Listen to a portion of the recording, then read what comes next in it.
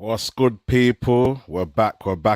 I know it's been a minute, but we're back, you know. It's your boy Rhino. Welcome to MGTV.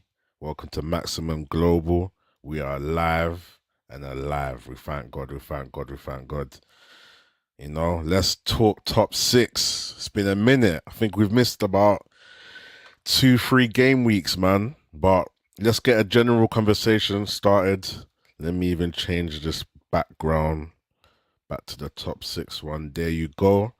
Yeah, for now we got LFC, Jamie, Carefree, Renz. What are you guys saying, man? Yo. There, bro. There, man. It's been a minute, man. Nah, trust me. Been a minute, man. How you? Yeah, I'm not too bad, man. Not too bad, man. What about you, man? What are you telling me?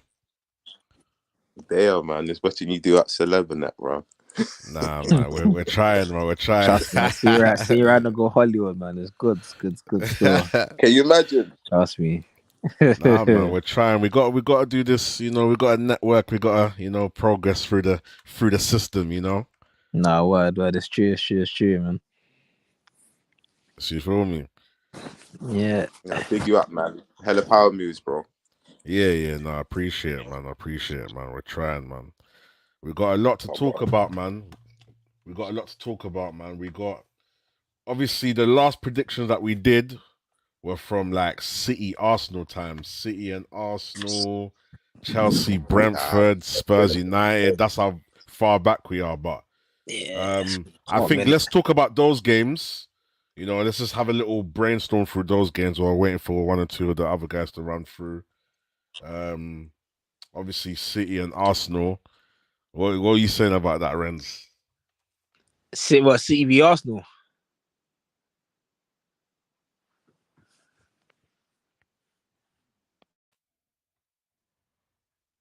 You okay? You hear me, yeah? My thing lagged out. Yeah, my bad. Yeah, man. What's the last bit you heard from me? I heard City v Arsenal. What were you saying about that? Yeah. I was saying, let's just run through those, old games and just have a little chat about it while we're waiting for the man to come through. So, obviously, Rennes, City and Arsenal, man. Like, I can't like that. You see that game there? It was a very store, but yeah, I just feel like, bro, City just literally wanted it more, bro. You think, yeah? Yeah. That game was mad, you know. Wait, if I speak, I might be in trouble, you know. If I speak and make certain comparisons, I might be in trouble, you know what I'm saying? Because obviously when United played City, yeah, you know, I know it could have easily been 6-7, you know, as well, you know, but you get me. Maybe now it's time. Moment, you know, I don't know, man, because don't get it twisted. Arsenal are a great team this season. Do you know what I'm saying? But I feel like you have to be held accountable. You're gonna laugh at man when we get thrashed. You feel me? It's not all of a sudden any different now because you guys have been playing better most of the season. I get it. In context, yeah, I can't really get onto any Arsenal fan like that. But realistically, they were getting whooped, bro. No, of course, bro. Listen, is every fan's right to laugh at another fan when they lose? You know what I mean? Yeah. You gotta laugh at them a little bit. I mean, they gotta hold a bit of smoke, you know. Yeah. It's all part of the game, man. Yeah, literally. But yeah, that game was mad still. That game was crazy. It was a very, very good game still. Proper good game. What are you saying, Magpies, Arsenal man? Was They got bro. They got sun still. I can't lie. Magpies. Sun, man. We're just going through a few of the old results while waiting for more people to come in. Yeah. If you're still there anyway, but let me know. Anyway, when you come through, you come through. But yeah, big up. But yeah, I was gonna say, bro. Yeah, they got sun. You see, this is the level I was telling you, man, about. You see, when City touched this level, there's only a few teams, bro. I can't even say a few, maybe 1 or 2 teams that can live with that sort of pressure, bro. The intensity was crazy. It was mad. Ramsdale was saving a whooping. He was saving the score. Yeah, bro. It could have been more than 3. Definitely could have been more than 3 stores. Nuts. See, Haaland was moving different. The link-up play with him and Kevin was ridiculous. Yeah. I agree, man. I agree. Listen, hair down Haaland, long tape. Oh, that's a new Haaland, isn't it? That's a new Haaland, man. Hey, listen, the guy. Did you see? Viking mode.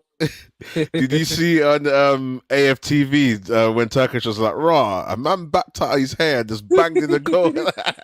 No, I didn't remember that. No, when he said it, it's so funny. Like he's like, "Raw, a man just backed out his hairband and just banged in the goal." And literally, that's what he done. It was bad. Imagine I was watching it with my brother. Yeah, he's an Arsenal fan. He's like, at least Haaland didn't score. 2 seconds later, is it? Spoke too soon, man. Whack. Yeah, spoke too soon, bro. Spoke too soon, bro. The man are connected to the football gods, bro. Yeah, bro. It's peak. The man are ancestors to the football gods, bro. The man are different, bro. And that's what I'm saying. For me, like that's why I feel like it's important to talk about like consistency in opinions in this fan base because, bro. Like, look at the group chat that we're in, Mandem, yeah? Like, I'm all about catching these hypocrites out because, trust me, man are hypocrites, you know? I feel like the Mandem talk, not everyone, obviously, but I feel like people talk when it suits them. People talk and it suits them. Jamie's he's a little shit stir, you know. But Renz, you're carefree, man. You're carefree, so you should be out there, just do your thing. You don't care. Listen, bro. I'm carefree, bro. I'm out here still, bro. I'm still out here, bro. Because trust me, win, lose or draw, I'm still out here, bro. Yeah, bro. No, I will rate that though.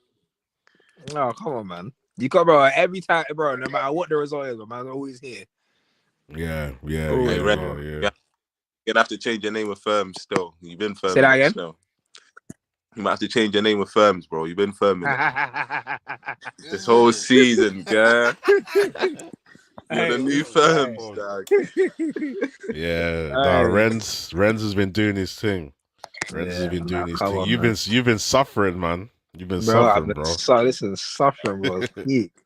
I'm going through it, bro. I'm going through it, fam. All the embarrassing defeats that you've held this season, bro. Yeah, man. Bro, you must be numb to it now, though. Bro, listen, it's so bad that when we're losing, bro, I don't feel away now. I actually don't feel away now, bro. Yeah, bro, you might as well take up UFC or something for now, bro. Because football is not the one for you right now, bro. Trust me, bro. Nah, it's crazy, man. It's crazy. Hey, listen. We got Arry in the stream. Yes, that's good, bro. All right, big Arry. We're good. Big up, Arry, we're good, man. We're good, man. We're just, talking about some old fixtures while we're getting the panel in, So let me just do my adjustment here. Yeah. Do your thing. You've come at the right time still. Yes, I told you give me 15 minutes, so I'll get back from gym. All right. Not even the gym stuff. We're just talking about Haaland just taking off his hairband and just putting the sword to the final goal against you lot. At the Etihad. The dagger heart.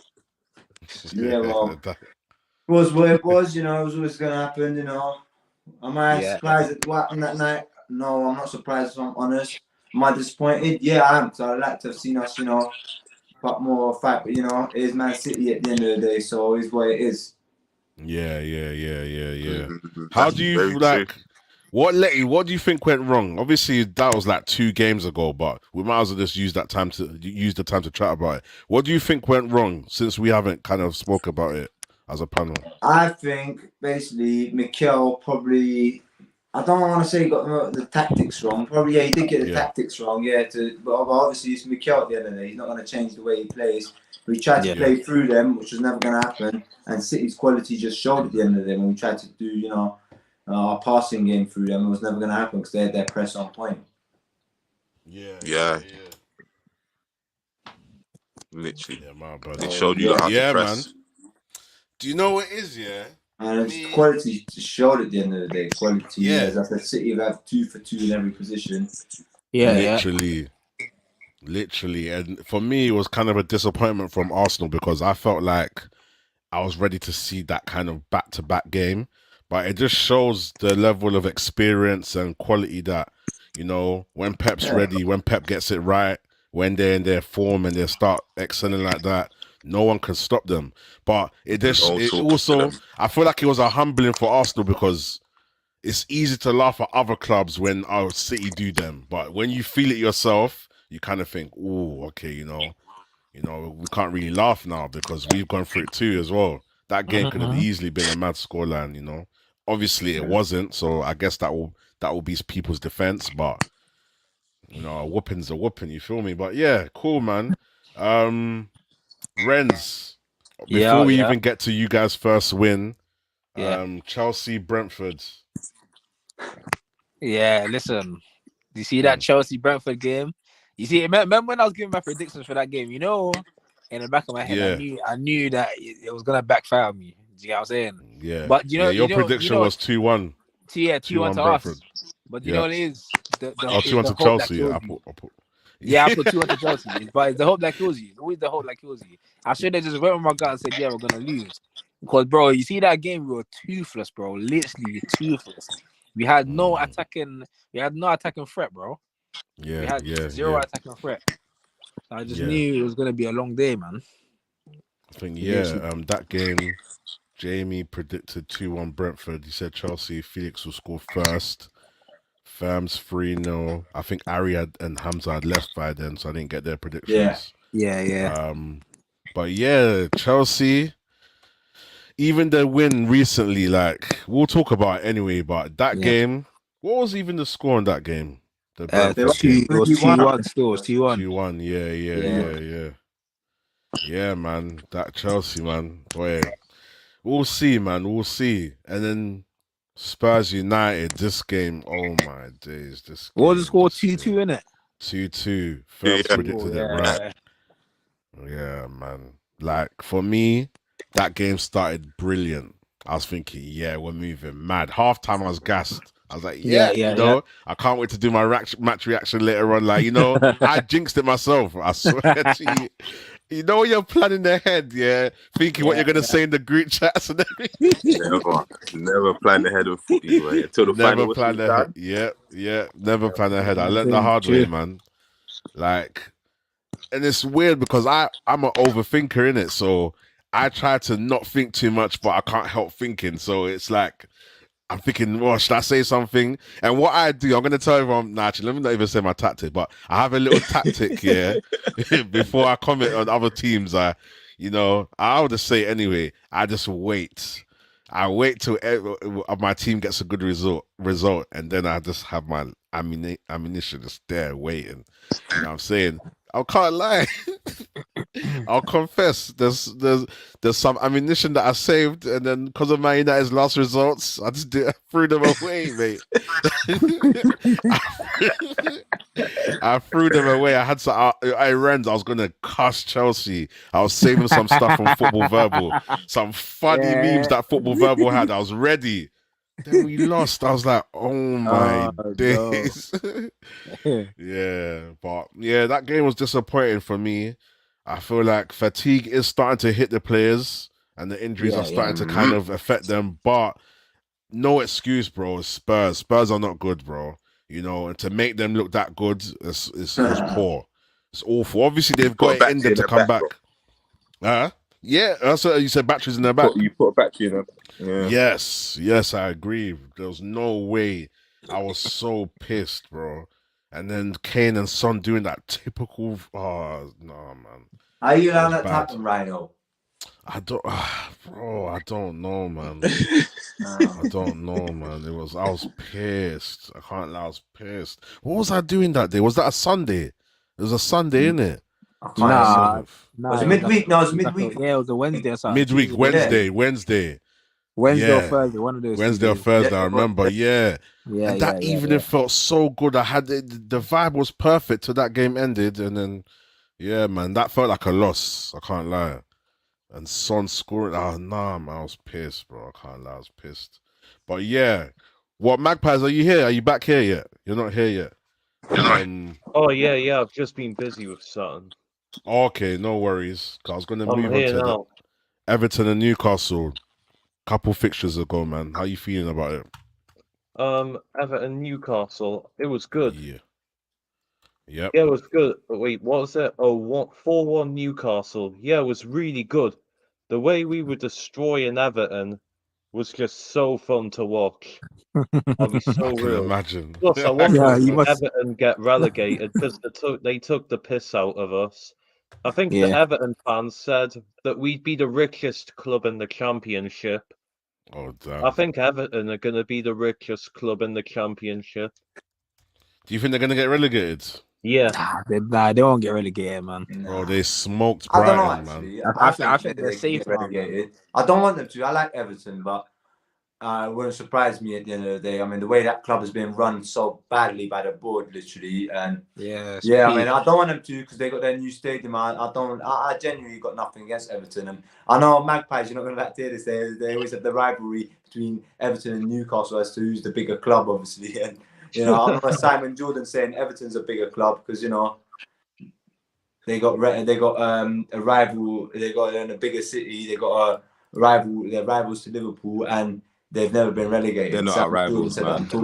Yeah, Everton are bigger. That's a rivals to Liverpool. That's crazy. They're not our rivals. They're our sons, man. They're our adopted sons, man. They need to get relegated. Wow. I can't remember. When was the last time Everton even beat Liverpool? Like? That's I can't remember, man. Crazy. They celebrate draws. It must have been back in the day from like when Yakubu was playing for Everton and that, bro. It must have been them times. I can't even remember. It's been a while still. Yeah, it's been a long time still. Yeah, man. Yeah. And then what? Then I think the last result, Arsenal played again. Did Arsenal play against us? I want to get on to that. Can we get on to that? Because I was actually at that game. Did Arsenal play against us that game? Yeah, pardon? Was that you lot's last game? Yeah. No. No. Yeah, Newcastle was their last game, but in that, so after the Man City game, they played us, Chelsea. Oh yeah, we 3-0 mullered you, or 3-1. Spanked you. Arsenal was spanked the shit out of us, bro. Yeah. Yeah, give me a second. More, but you know, it is what it is. Yeah, speaking about Arsenal and Newcastle, that was so embarrassing. Newcastle don't usually play like that. I'm telling you now. I swear to God. Newcastle usually don't play like that. You've never played in a high-pressure game like that before. How were they playing Magpies? Would you say how did how are they playing? Would you say? Yeah, how do you guys play? I want to know this. Yeah. What's I know Newcastle when we played you at Emirates back in January, the ball was in play for a total of 44 minutes across the game, and Newcastle fans were giving it to us about time wasting. Like we were just playing their game. Newcastle play very attacking football. They play very aggressive football, and we weren't being aggressive against Arsenal. Okay, I think in the first 5-7 minutes of the game, I'm not sure if you remember until that VAR call. I think you lot were coming out the blocks. You were coming at us. Like you hit the post in the first minute, and until that VAR call, which was rightly overturned when they tried to say Kiwi or handballed it. Yeah. Oh yeah, that was a handball. This is gonna be one of them days again. Now I pray to God it's not gonna be like Spurs coming up here. You know, making all that long round trip up there. I was like, so yeah. After that VAR call, I felt you lost the momentum. That probably took the momentum out of you. Yeah, I definitely agree on that. That game was crazy, man. Yeah, you guys, Newcastle started on the front foot. Like, it was looking long for Arsenal at certain points. It was like, ooh, this might be a long day, but credit to Arsenal, they soaked it up and just was clinical. As soon as they had their chance, boom, and that just sucked the life. Hey, once we should have won by more. We should have won by more at the end of the day. Yeah, I mean, a lot of fans give it, say, "Oh, we're lucky with the own goal." It doesn't matter. I mean, goals we got luck at the end of the day. Pressure is pressure. Do you know what I'm saying? Pressure is pressure. Newcastle did come back into it more in the second half, but just the Ramsdale, just the way he's just been there the whole year. I can't like Ramsdale was absolutely class that game. Still, he kept it on the game. Plus, here's the thing: that Martin Odegaard shot shouldn't have even gone in. Look at how much space the defenders gave Odegaard. Yeah. If the defenders played better, Odegaard wouldn't have even scored that. I'll be real. Yeah. That's I can hear that, but at the same time, just to have that vision to aim the ball where he did, knowing that the defenders are blocking the keeper's field of view, it's quite a smart goal that you see. Quite a lot. That's what I'm saying, he placed it very well. It was a well-placed goal. Bottom right-hand corner. Yeah, it was a good goal, man. Yeah, it was good. Yeah, man. Was good vision on that. I still don't think it should have gone in. And so how do you feel? Do you feel like once Arsenal were in the groove, you guys just gave up, man? How are you feeling about it, man? Oh no, maybe we fell under pressure when we were playing against Arsenal. I don't know, because we just flopped. We played really badly against Arsenal. Like we weren't as aggressive as we were in the previous games. You started off aggressive. Yeah, we played way better when we played against Spurs. If we played like that against Arsenal, we could have at least got a goal in or something. It could have been at least a draw. Nah, but I can't like to counteract that point. Spurs, Arsenal ain't the same as Spurs. You know what I'm saying? Arsenal aren't the same as Spurs. I'll beg you to mute yourself. I think. Oh, is that Hamza's Chris? Yeah. He's getting his snacks already. He's ready to talk about Man City. He's ready to troll man. Man, I wanted Newcastle to win, man, or draw at least, man. Yeah, of course you want. Of course you do. Come on, man. I wanted my job done by Chelsea game. I'm done. I don't need to stress anymore, but now I'm relying on Brighton. Newcastle, I think, you know what? They had a penalty, which was not a penalty anyway. They were nearly giving a penalty. I was jumping up, then I thought, nah, it doesn't look like a penalty. Bruno Gomares. It wasn't a penalty. It came off his thigh. I know, man, but I'm claiming everything, man. These guys claim everything. So it was Man City were probably been giving it. Nah, man, no chance. Yeah, but no, last year you look. What was it? Everton. You got 2 penalties that you shouldn't have. Well, no, not one of them. One of them, you had 2 penalty decisions go in your favour last year. One was New Year's Day, the one against us when VAR intervened and reviewed it, and then said, "Oh yeah, that Xhaka pushed him when it was a dive." Second one was an Everton game. No, let me finish. When there's a handball, clear and obvious handball, but VAR didn't intervene because they said it wasn't clear and obvious. Which one? The Everton one? Yeah, Everton last year. No, that one, if you look at it before that, apparently Richarlison was offside. So, I'll be honest, I can't remember that, but yeah. Yeah. But listen, I remember VAR apologised to Lampard after that game. VAR, PGMOL. Correct. They came out and apologised. Yeah. But listen, the amount of time we've been cheated, the amount of time I've been cheated, Grealish getting tripped up in the penalty, calling for a penalty, and we just move along. We're like, forget this. Like so many times, Like, listen, we don't complain on referee one thing. We'll never get a referee sacked like you guys. But the key thing because wait, hold on. That's because you lot don't get cheated by the referees like that. What do you mean? Wait, hold on, Hamza. Are you sure? Yeah. So even our game, when the Rashford Bruno situation, you guys didn't complain about that, though. You're happy with that, man. I was in the stadium, man. That was painful. No, that was the maddest one, man. That one I had the right to complain. I was like, yo, my guy pretending he was gonna shoot. Everyone's which one? Are you talking about the offside? The offside? Yeah, the offside. It's always United, though. It's always United. If that happened to anyone, it's painful, man. That was painful because he dummied him. He pretended he was gonna shoot. and the keeper thought everyone stopped. And like, oh, he's definitely offside. Yeah. And then that was a bogus one. I can't lie, Bruno's a little crook like that. I can't lie. He's like, leave it. He's a little crook. You tried it, but yeah, no, that was great. Even that game though, as much as that happened, you know, City just went on nothing after. You know what I'm saying? So yeah, I'll sit in the Stretford, and in fact, I'll sit with the United fan, man. I swear to God, because my friend got me a Stretford, and he goes, "Come and watch the atmosphere." So I sat down there. And we scored first, yeah? Did we score first? How was you feeling when you guys scored? You must have been... Yo, I was jumping. I was in Stretford then. And these guys they've got a chant that they talk about. It's called about kicking a blue, yeah? So that like kicking a Man City fan. They always chant it all the time, bro. And I was thinking, shit, these guys hate me, man. Damn. So I was pretending that when the goal went, I was like, yeah. And they were like, oh. So when they scored, they're jumping on me. And they look at me, yo. I'm like, the guy goes to me, why are you not happy? I was like, yo, we have to be careful, man. It's Man City. Yo, so, you know, but Newcastle, man, Bruno Gomes had a bad game. Bruno Gomes, I have to say, expectation, like, he's normally a good player. Newcastle, normally, they fire. I think Arsenal came to them very quickly. But, you know, it just wasn't their day. They were hitting the post. Whatever they were doing, Ramsdale was fantastic. And I think, listen, Arsenal deserve to win that game. Big up to Arsenal because Newcastle is a very tough place to go to because we got 3-3 draw. Also, we was revved up after last year. You know, that last year, that game ended our top 4 hopes. We was revved up, you know. You know who I doubted? I'll be honest, I've never seen that game again. I went up there last year, scored 2-0. Monday night, to watch us get beat. I've never seen Arsenal play so poorly. I can't lie. I remember that game last year still. But you know, 2 players I thought that might do badly. I called it out before the game and I jinxed it. I said, guys, watch our 2 frauds here. They always perform bad in big pressure.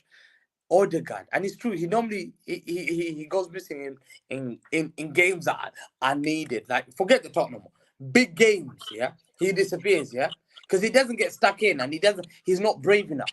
And the other guy was Saka. I was coming for, and then Odegaard scored.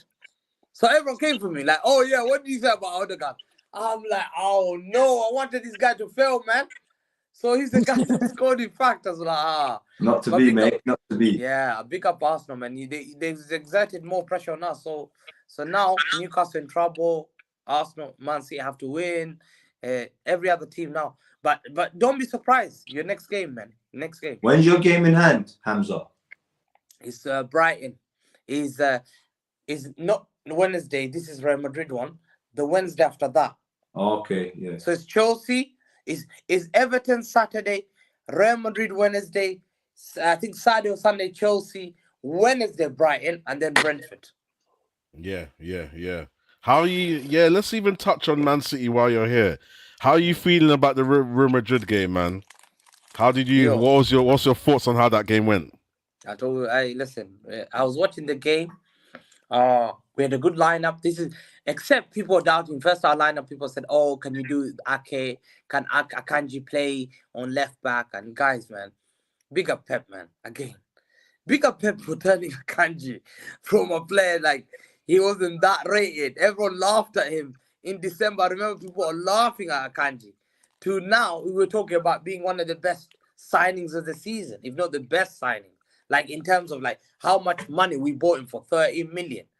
And he's played right back well, he's played centre back well, and he can hold the left back. So he went there. Rodrigo couldn't do anything. Did you see Rodrigo in that game? Yeah.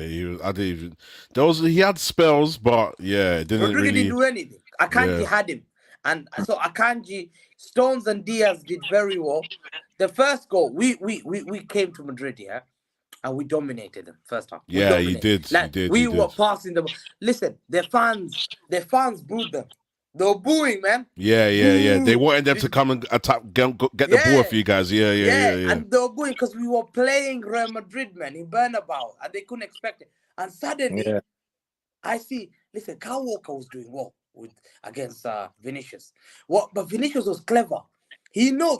I said to everyone, before the game, if you want one player like Mbappe, I've seen him, Neymar, Messi. Yeah, no, Messi. Sorry, I can't say Messi. No, Neymar, Mbappe, Vinicius. The one player I've seen pocketed them was Kyle Walker. Do you know why?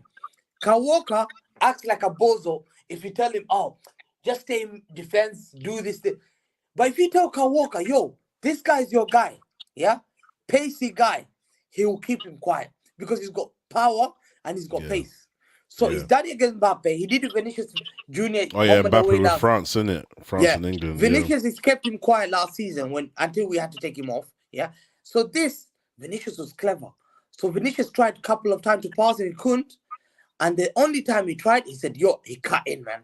He cut in. Yeah. And I didn't expect him to cut in and shoot like that. Because that's a top goal. I thought Ederson should have saved that. So to me, when that goal goes in, my reaction was, I put my hand in my head. I'm in shock. I'm dominating this game. How am I 1-0 down? Bro, I'm shocked. Like, I'm getting robbed. What can I do? Is this Yaya Toure cast back again? I was scratching my head, bro. I was like, have we given Yaya Toure the cake, bro? Come on, surely we've delivered him, man. Bro, I swear to God, that was going through my head. I was like, bro, is this a curse? What the hell? We're dominating Madrid. Nah, this is painful. And I was doing a watch along. So, bro, I kept saying, yo, I don't know what to do. It must be Ederson. I blame a bit of Ederson. I think the best keepers in the world are saving them. Wait, Hamza, sorry to interrupt you, bro. I can't lie. That goal was so perfectly into the top corner, but you can't save that. Was it top corner? Bro, it wasn't top corner. It was perfectly it was right in the corner, bro. You can't save that. I don't think it was exact in the corner. I think it was in between the corner. It wasn't exactly in the corner, but bro, you can't save that, bro. You can't. Yeah, the reason why I agree that you might not be able to save it is just how quick he did it and where he aimed. It's not. I don't think it's a case of Ederson being able to save it. It's more of a how quick he shot, and it was just unexpected. That's why I think it was hard. But he caught Ederson out. But let's say, example, this is the corner, yeah. That's a corner, yeah. Here, yeah. It was like there. Yeah. It was there. Yeah. And that's a. You should be able to save that there. Even unexpected. He did it so quick. He's like, ooh, boom. It's like he's very sharp. I don't know whether you guys remember. I don't know whether I'm gonna take you back a bit, man. I'm on go on. When Man United played Fiorentina, there's a goal that Batistuta scored. Do you remember? I can't remember. No, you don't remember. So that was one of the ones. It wasn't like that because that came in the middle and that swerved. Let me he went like look this. at that goal. He went like that in Fiorentina. He shot, and he shot like that, and the ball went like it swerved like that. You see what I'm trying to say? Last minute change because of the power and the way he hit it. And I remember even the commentator said, "Speed of light." But this one wasn't that. This one, I believe a keeper saves it, especially Courtois. He saves that one. Yeah. Who other one?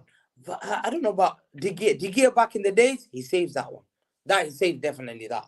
But Ederson, if you shoot against Ederson, you guys know what are you gonna get. But you know what? He got us back to the game because then we said Madrid. I expected when Man City are 1-0 down to capitulate, but Man City were like, yo, keep the ball. They came back, they were playing the ball. When we didn't have the ball possession, we hit them. Yeah. The question was, it's about the other goal that we scored. These guys are biggest complainers in football history, Real Madrid fan. So privileged. Oh, yeah, they said it was out of play. Yeah. The ball was out of play. But guess who has it? Guess who has the ball? Camavinga's got the ball. Is he comfortable? Yes. There was there pressure on him? No. He then has the ball. He then loses the ball. So it's a different phase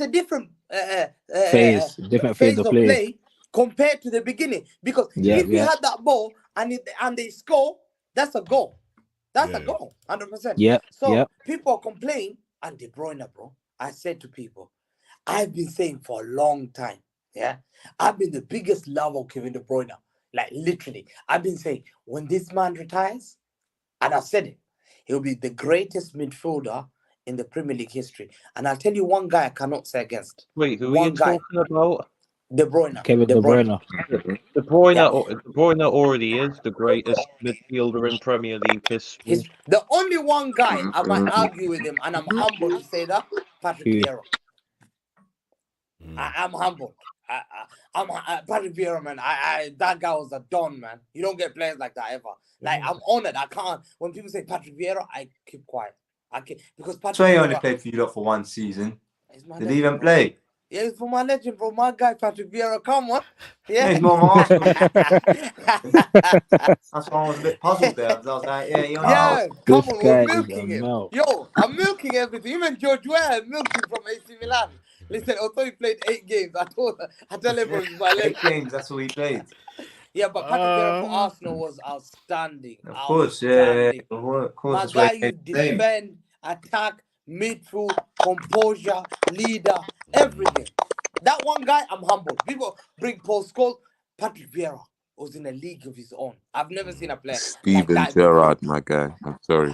No, Steven. Interesting I'm sorry. Why?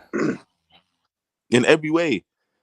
Pull up his goal against West Ham in the FA Cup final. Oh shit, FA Cup final. 90-something minute. Scored there when we need him the most. He without fail, he was there. He did everything by himself. Look who he played with.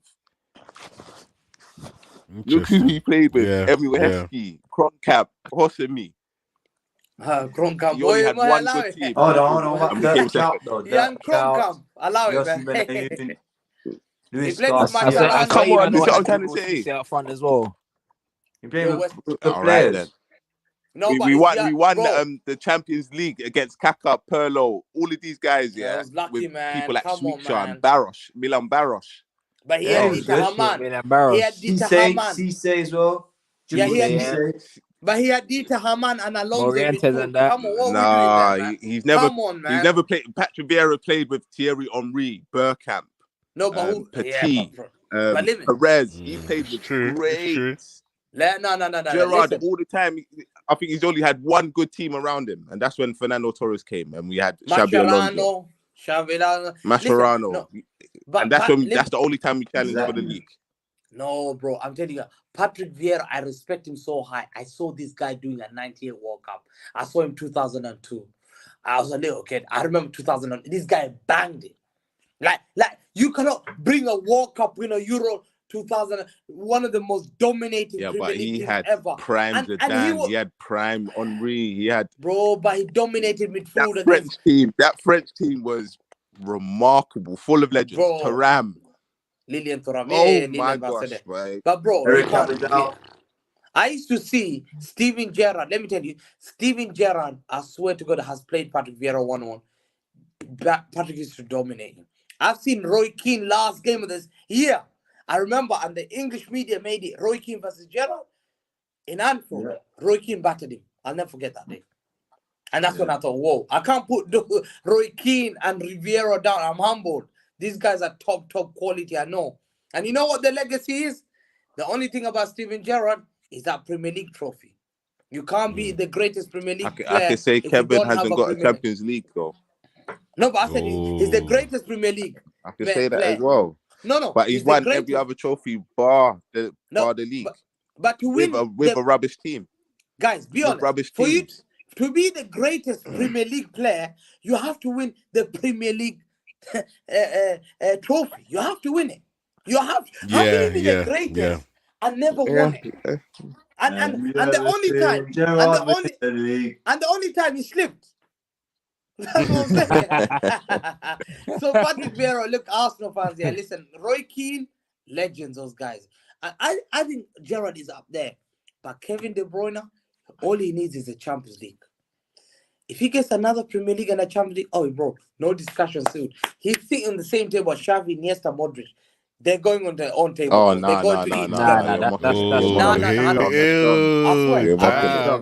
That's strong. I think we should definitely have that kind of conversation, you know. When he wins, talk about the best midfielders and best defenders, best attackers. You're talking about Modric, the same Modric who took Croatia to World Cup final. Yeah. That same Modric, yeah. The same Xavi and Iniesta that took Spain to the World Cup final and won it. The same KDB that and the Euros. Belgium to third place in the World Cup. Belgium to the third World Cup, yeah? Third place in the World Cup. They finished third place. In the Euros. What's the difference between the second and third? It's no different, bro. You're a silver medalist and a bronze medalist. It's only a winner it's that a big gets remembered. difference. But Getting to Spain World Cup final have won the big Euros thing. and they've won the World Cup. Hamza, can I say one thing? Yeah. I'll say this as an Arsenal fan this season. They don't remember who second is, who came second. They don't remember who came second. Yeah, bro. That's true. Yeah, so you can't say that, getting to a final. All right, it's progress, don't get me wrong, but you'll be remembered for getting to a final or playing in a final because they don't remember second place in life. Yeah, Modric is the top. I believe Modric, but KDB definitely. Because I've seen KDB, I'm being honest, yeah, I swear. I've watched them too close because I always compare them. Every KDB versus Modric game, KDB's always had the better performance against Modric.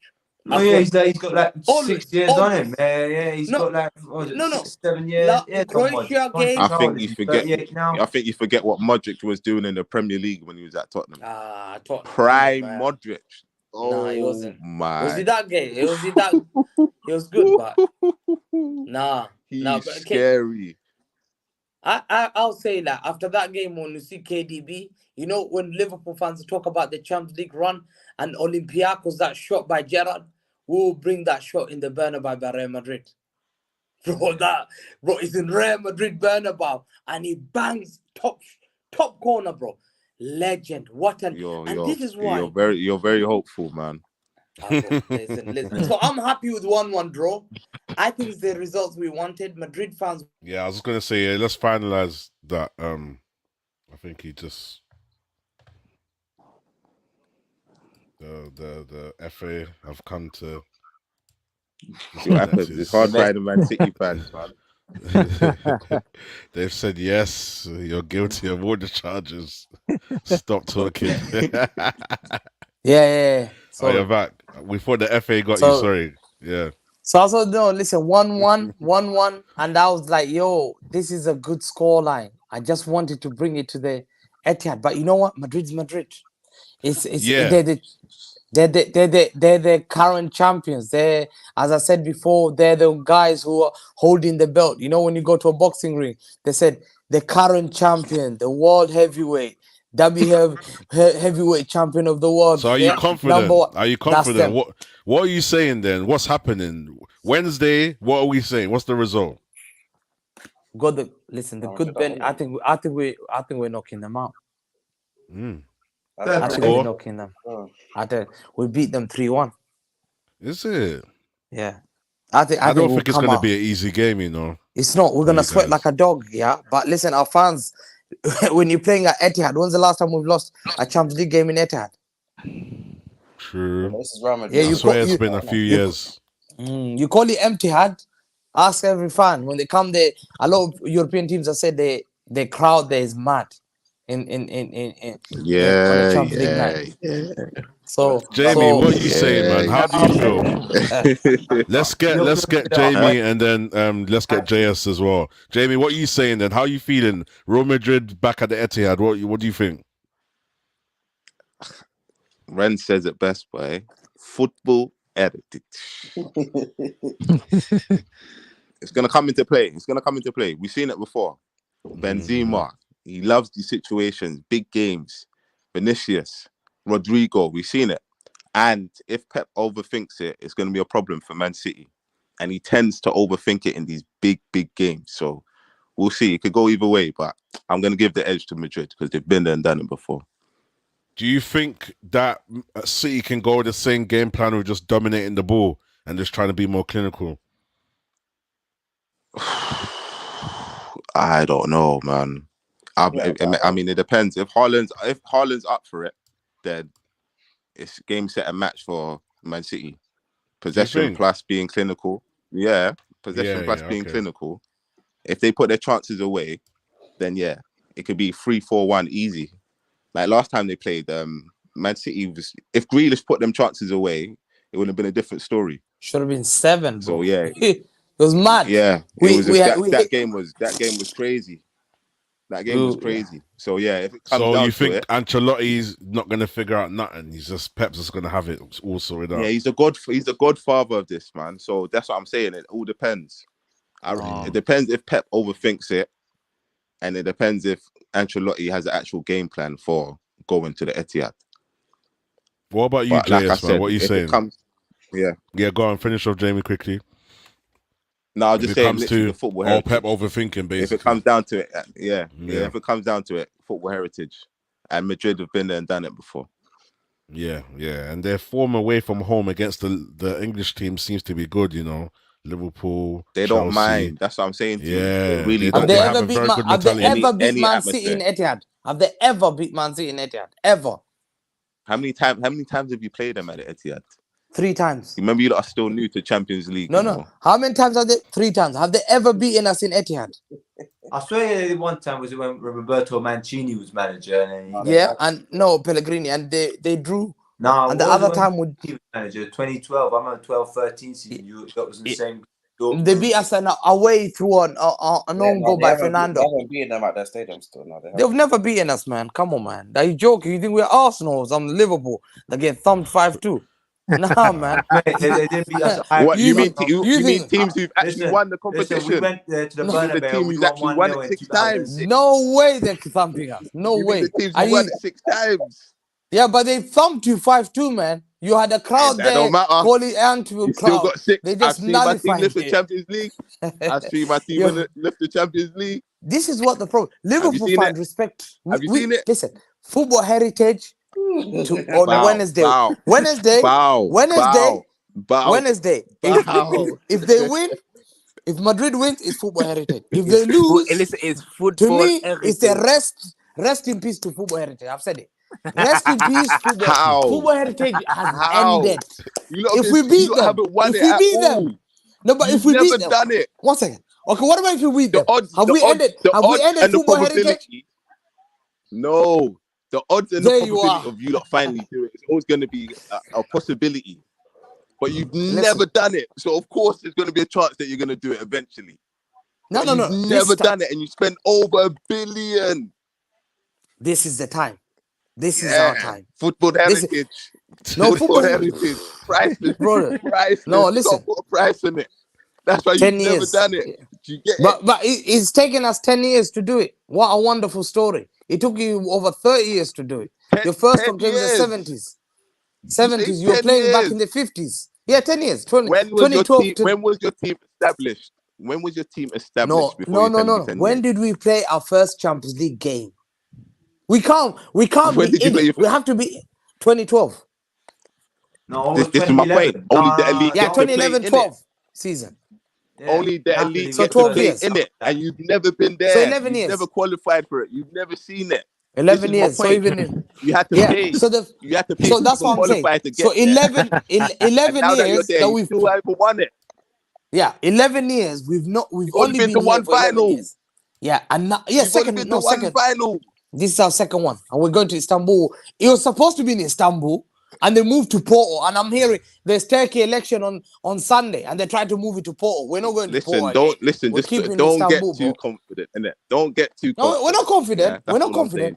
But I'm not like Liverpool fans. I'm not scared of Madrid. I told you. I'm not a Liverpool fan. I don't get thumped 5-2 in my stadium. I'm sorry. Yeah, that's fine. I've seen my team win the Champions League. I know you've seen multiple Champions League finals. I know. Multiple Champions League finals.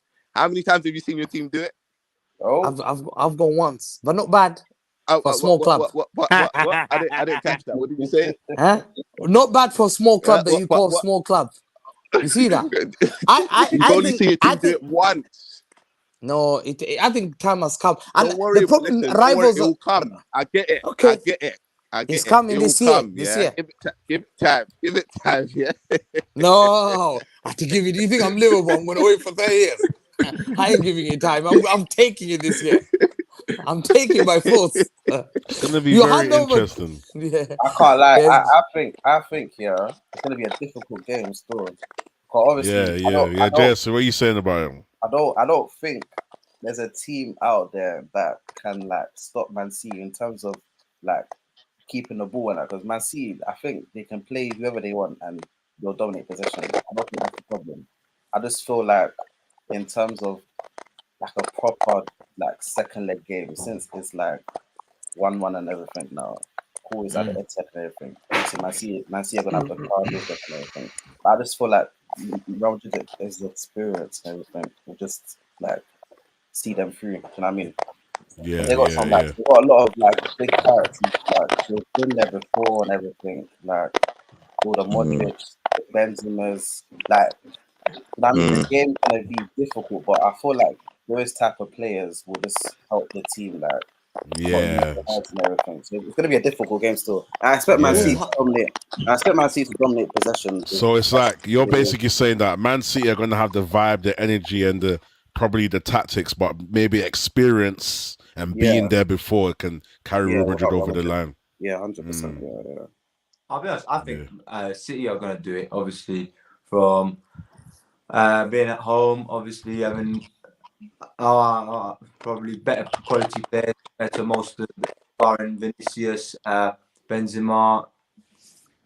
But it's definitely sub nicely for Man City, though. I'll be so real. You see our last season, obviously Man City won the tie at their stadium, innit? And obviously they had to take the win to Whose feedback is that? I can hear someone's microphone's crackling. Yeah, someone's crackling.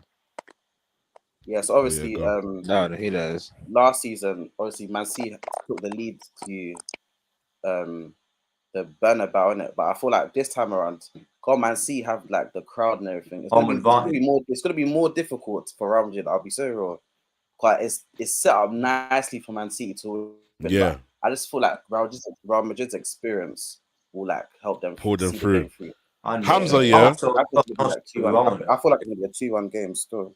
2-1. I'm gonna ask a quick question. Hamza, Everton. Do you think it depends what happens in the Everton game? How you guys approach the? No, bro. We got two finals. We got Everton game. The crucial games for us in the Premier League. I said it is Everton away and Real Madrid. That's it. We're done.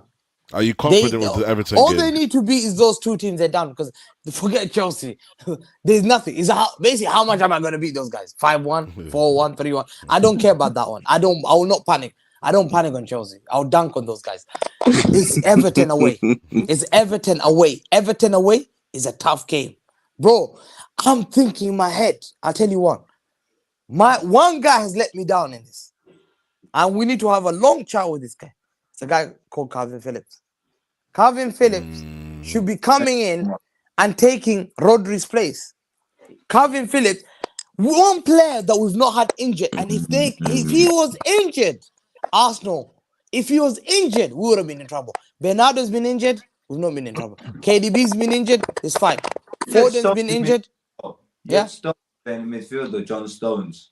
Rodri is key, is our engine, bro. He's the biggest answer. He is the engine of Man City. You saw the Real Madrid. He was running. He getting the ball. It was going through him. He was the one instigating things. Rodri is key for us. The question is, we did not need Rodri to be playing the Everton game. He needed to be rested. Question is, who's going to play? You can't rest Rodri still. You can't. Yeah, does Pep trust Calvin Phillips? I'll tell you how. I believe he doesn't trust him. I'll tell you why.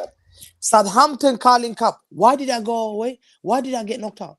Calvin Phillips played midfield. He then thought, hold on. He criticized him before.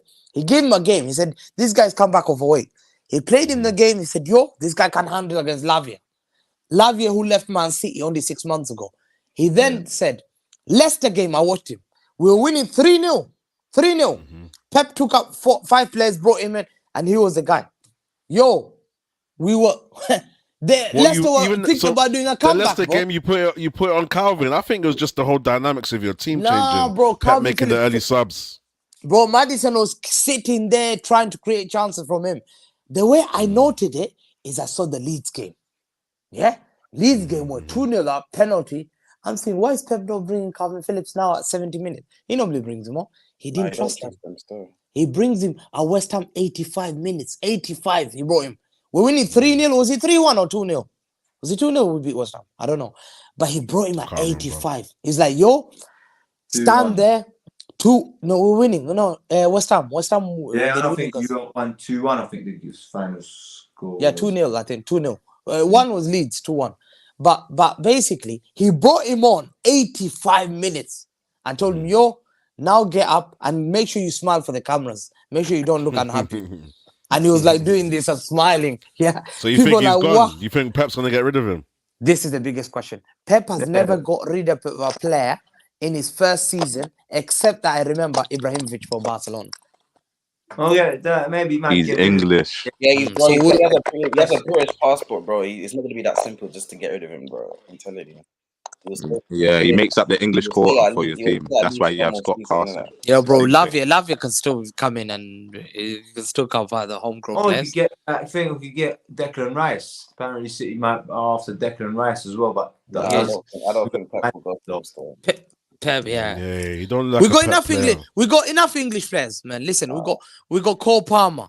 We got what's that? Cole Palmer, Phil Foden, Jack Grealish, John Stones, Rico Lewis. We got so many. We got like 7. So it's okay. We'll pass that quarter easily, man. We'll pass that quarter easily. But it's a key that can you trust him over the midfield, bro? Let's see on Sunday whether Calvin plays. Check that. Because he needs to rest Rodri. He's not playing him, bro. He's playing Rodri, bro. He's not playing him. I'm telling you. So who's gonna play next with Rodri? Who's gonna play? He'll rest De Bruyne 100%. So I feel like he'll go Rodri. I feel like Foden will start. Lewis will play. Mahrez will start. Foden will start. He'll bench. Yeah, Rico starting the right back. Yeah, we know. Laporte is starting in defense with Akanji. He'll play Alvarez. Yeah. Mahrez will start. Yeah, who's playing with Rodri? That's what I want to know. Bernardo, Gundogan. Again, Gundogan had a 90-minute game. Gundogan had 90-minute game. And I feel like Foden will start as well. So one of those two will play next to Rodri, and then the boys. I'm gonna drop it because my battery's about to die. But I just want to say thanks for having me on. Catch up. We need to follow this up, obviously after the City Real Madrid game. But good luck. Enjoy the game, Hamza. Take care, Arry, man. Big up, Harry, man. Love, bro. See you there, man. Wait, what are we talking about now? Everton, Man City. Yeah, we're talking about Everton and City, yeah. And after we're gonna move on to the next topic. I want to talk about I'll probably move on to Chelsea's first win. Yeah. But yeah, have we wrapped up for Man City? So we think Everton's what's our predictions for Everton City? I generally don't see Man City dropping points in the Premier League. I don't know. I just feel like their B team is capable of winning the league, bro. They don't need. So the Everton 5-1 doesn't mean nothing. It's Man City, basically. That's what we're saying. It's difficult, man. I still feel like it's not going to be a walk in the park. I don't feel like it'll be a 3-0 win or something like that. I feel like Everton will give them a game because, bro, anyone going to Goodison Park, it's not easy at all. It will definitely be a hard game, but I just feel like Man City just have a lot of quality in it. Yeah. No, I agree. I think like a 2-1 win or something like that. Renz, what do you reckon? City, Everton. I go for 2-1 City. 2-1. 2-1 I think City. I think it's like a 3-1 game, man. 3-1. I definitely bet Everton to score. But do you know what? Everton got Calvert-Lewin back, and I can't lie. He's their talisman still. When they got him, they got chances of getting a goal. You know what I mean? A good goal or two, Nick and Sutton. You know what I mean? So I mean, I won't be surprised if Everton end up winning it like a 1-0 or something. That they lock Man City out, but I don't see that happening. So yeah, man, I go for 2-1. 2-1. You have to remember Arsenal have Brighton this week. Still, that's not going to be an easy game. Yeah, I wanted to talk about that. True. I want to talk about Arsenal and Brighton.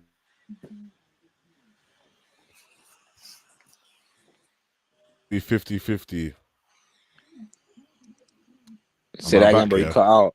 Yeah, Brighton seemed to be 50-50, man. Especially what happened at Everton. That was mad. I feel like that's a freak result still. Like, Everton deserved that, but I don't feel like Brighton will just start to drop off now since they've got aspirations to try to get Europe, innit? So it's true. Arsenal game, man. Cool.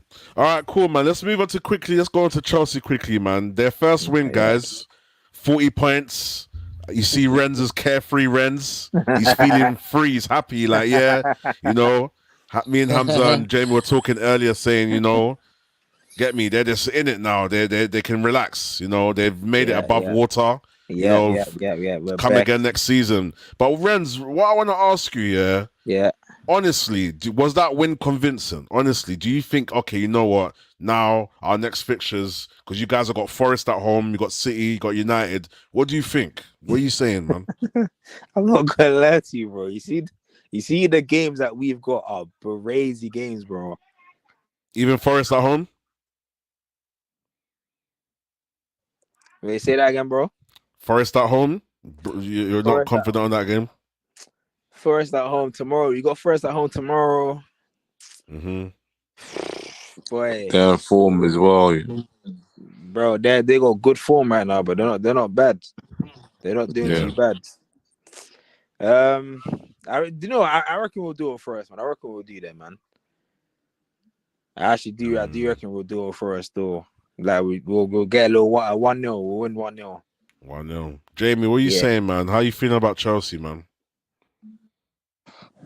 I didn't even catch their games like that, you know. I won't lie to you, but I see that they won. They won, but, same.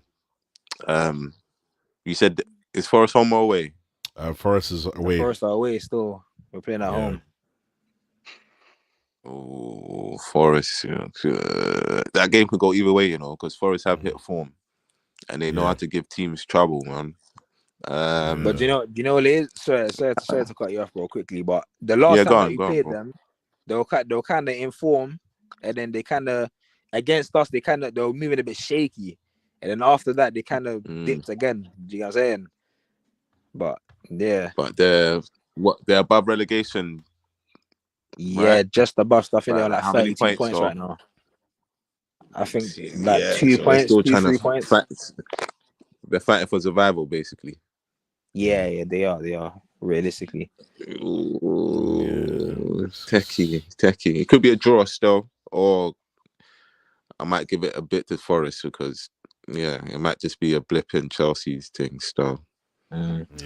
Slightly Forest have got more to play for still in that game. So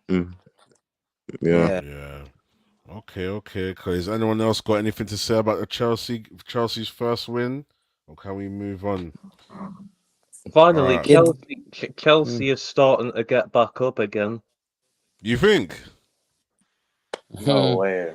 No, I'm just joking. Finally, it was going to happen at some point. But yeah, Chelsea, it don't really matter much. Chelsea is still going down. One win ain't going to make a big difference. Yeah, they got 40 points now. I think theoretically they're safe. Yeah, they're safe now. Equivalent of Spurs winning. It's the equivalent of Spurs beating Nottingham Forest 2-0. Like, it ain't that big of a deal. Yeah. I think I think they're just safe. They're safe. They're safe. Yeah, that's it. They invite to next year's show with us. How do you guys? Before we move on quickly, how do you guys think they're going to do next season? Do you think they're looking up? Do you think they're going to do better next season? Chelsea, 100%. Yeah. I want to hear from Chelsea. I don't know, you know. I 100%. can't lie. I don't know. Still, I can't lie. They've got a lot. First, they have to get rid of so many players. Number two, there's a lot of reports that players like Kovacic want to leave to City. I'm hearing City were interested in signing Kovacic. I'm shocked. Like them. Imagine them losing players. Like they need players. Yeah, they've got a lot of issues going on with Chelsea. They got in terms of their defense. Thiago Silva has to stay again. One more season. This guy's old. Yeah, he has to stay because they need him. So then that means if I was them this season, I'd go to this Vardio. I'll get Vardio. I'll get a player like Vardio and get him in defense as a future Chelsea centre back with Badashile for Fana. Yeah, top. I feel like they've bought bare centre backs though. Like that's they need top players with experience. They bought like 4 centre backs in one window, bro. Who was it? Koulibaly is not good enough. Koulibaly is not good. Yeah, Fofana, Badashile, bro. They bought bare centre backs, bro. And I just feel like it's a circus there. They need a DM. They need to me. They need to get rid of Koulibaly. They need Koulibaly is not good enough. I think. I don't know whether I'm overreacting. He's not. Vardio is a player I want as a City player. Yeah, so I would say this is a player that would improve Chelsea. Vardio, Fofana, Badashile, they will be a top. That's how Chelsea. To go past Chelsea in the past, used to go past tough defenders, yeah? John Terry, Gary Cahill, Marseille Desailly, Frank Leboeuf, they're tough. They don't let you win. Vardio is that Chelsea type of player. Tough, yeah? Vardio is a top player. Then they need to sign a midfielder, Caicedo. Caicedo is the top midfielder. I want him at United. No. I want him at United still. See, I want Caicedo. as well. I want him at United. Listen, if I was them, Caicedo and get Caicedo and McAllister for 120 million, probably 60 each. And they don't need to be spending any more money, man. They don't need to be spending any more money. But they have to. But they're gonna sell players. They're gonna make. Who's the manager going to be? Pochettino, right? Yeah. When he went to Tottenham, that's when Tottenham just sold Gareth Bale and he signed like 7 players like Lamella and X, Y, and Z. Correct? Yeah. So when he went there, what did he do? Cleaned up, yeah. Straight away. He's gonna do the same thing. He's gonna pick out. He's gonna identify who he wants as his players and X, Y, and Z, and he's gonna clean up. Pochettino's gonna do a job there. He's got more than enough players. They don't need to sign anyone else. They still need signings though. They need a striker. About the thing before. Apart from maybe a striker, but I reckon he'll look. Go on. Look what he done. He brought Harry Kane when Tottenham needed a striker. Correct? Pochettino. He made the Miller start playing good. Dembele, Ericsson. He was anyway. I got faith in Pochettino. That's what I'm gonna say. But yeah, he brought Son Alderweireld. He brought Son Alderweireld. He knows he's got more than enough players to maneuver. More than enough players. I got faith in Poch, man. I hear what you're saying, but you see with Chelsea, like I just feel like what you would do at Tottenham, you can't do at Chelsea. I feel like because he's got the money to spend, that's he's only true. going to want to spend money on that and everything, innit? So he might come in and be like, you know what? Let me work with a few of these players, rest of the and that. But he'll quickly realize that listen, I can't I need players because, bro, any new manager that comes, it's a possibility. He's gonna want his players, bro. Like it won't surprise me if Chelsea now start getting next to Harry Kane because of Pochettino. That he's gonna want his players. Yeah, but you know what? Harry Kane would never come to Chelsea, bro. He would never do it. No, there's no way. Poch is there, bro. I wouldn't rule that out. Still. There's no way Tottenham. It don't matter about Poch being there, bro. He would, bro. Think about it as a Tottenham player, bro. Bro, is that the same thing as him go to Arsenal, bro? Bro, there's song. When you go to Stamford Bridge, the first thing, we hate Tottenham. Bro, Chelsea. Harry no, Kane man. Never come to us, bro. That's the heritage of Chelsea, man. To hate Tottenham. Tottenham hates Chelsea. But he was staying in the Premier League, bro. You have to think about the player. Man United. If Man United don't go for him, he will stay at Tottenham. Stay in the Premier League. Bro, like if he really wants to leave Tottenham, Man United don't go for him. I reckon he'll go Man United still. Man. He'll more go to United than anything. Let's see what happens. I reckon he'll go to United. I wouldn't rule out him going Chelsea. I'll be sorry. I've ruled it out. So I'm thinking of a few players I'd want from Chelsea. I'd want Koulibaly, obviously. Koulibaly's one of the best defenders on the planet, and then Sterling, and then N'Golo Kante. No, maybe Sterling Silver as well. Rhino. I don't know about Sterling. Oh, yo. Can I have an entrance, please? Can I have an introduction, please? Oh, you're here now. Him. Listen, I hear the conversation. I'm gonna let you lot resume. Well, I say no. And Magpies, your club is dead. Dead food. You lot were never with it. Yeah, you man were never with it. You thought you were gonna get sound out and did it. Yeah, I remember. Trust me, I'm here today for Magpies. Let me see. Let's go back to that. Let me see. So what Magpies said for that game? Nah, it wasn't one good. We didn't even predict it. Hey, what you lot saying though? Was that a penalty, fam? Which one? The handball. Which one is it? The handball thing. That wasn't a pen, man. It wasn't a pen, man. It's come off my man shit fire, man. That's not bro. They were viewing that for. I didn't even catch it. They were looking at that. Do you know what it is? Nah, so it wasn't a penalty. It wasn't a penalty. For me personally, can we briefly talk about that game? Yeah. Yeah, go on. Let's go for it quickly because you wasn't here. Magpies, I'm sorry, mate. Because Chelsea. And then we move on to Man United after. I need to get down. It's Magpies, yeah. Listen, we were in control. That was one of the most beautiful away games that I've seen us play.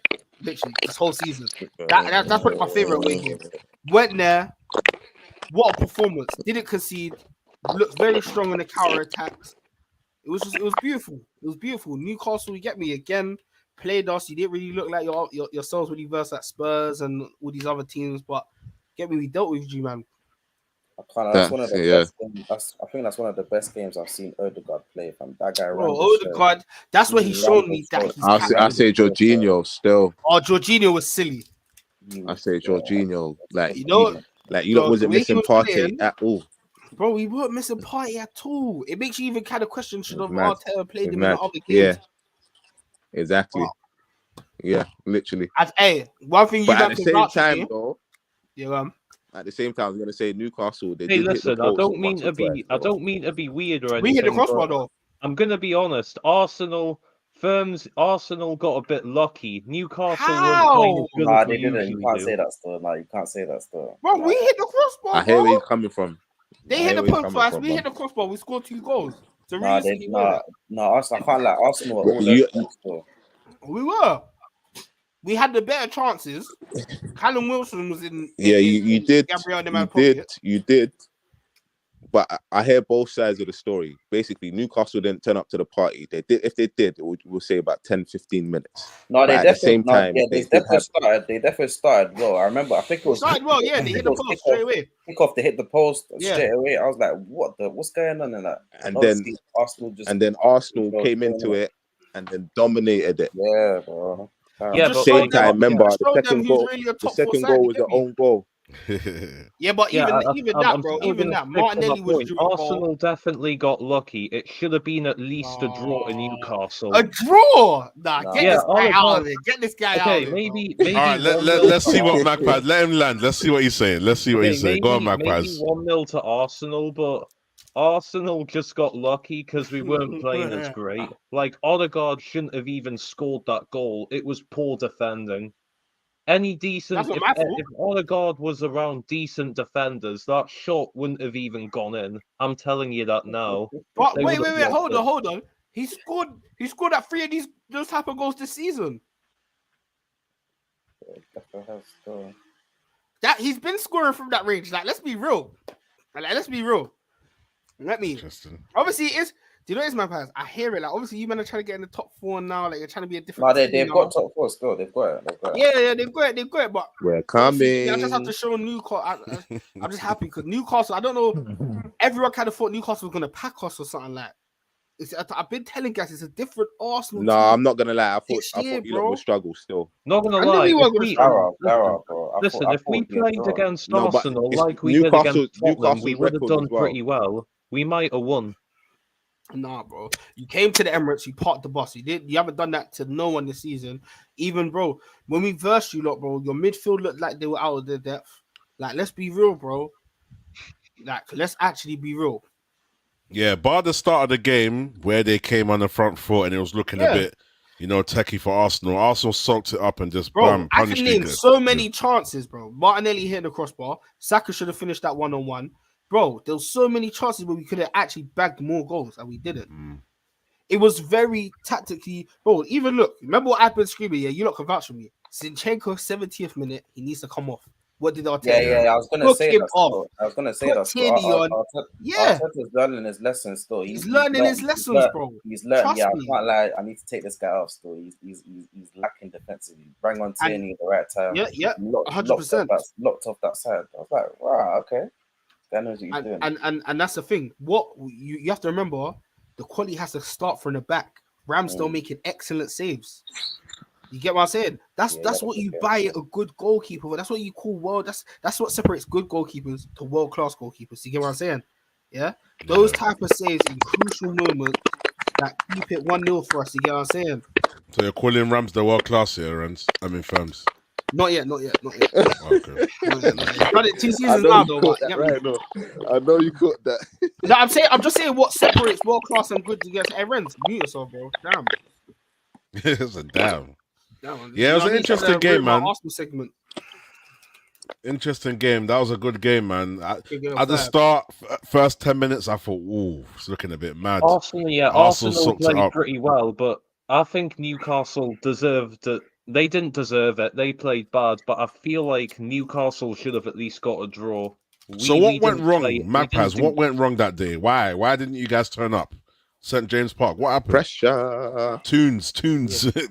I mean, I think maybe the pressure got into our heads that we were playing against Arsenal. I'm not sure, but we were playing a lot less aggressive than we usually would.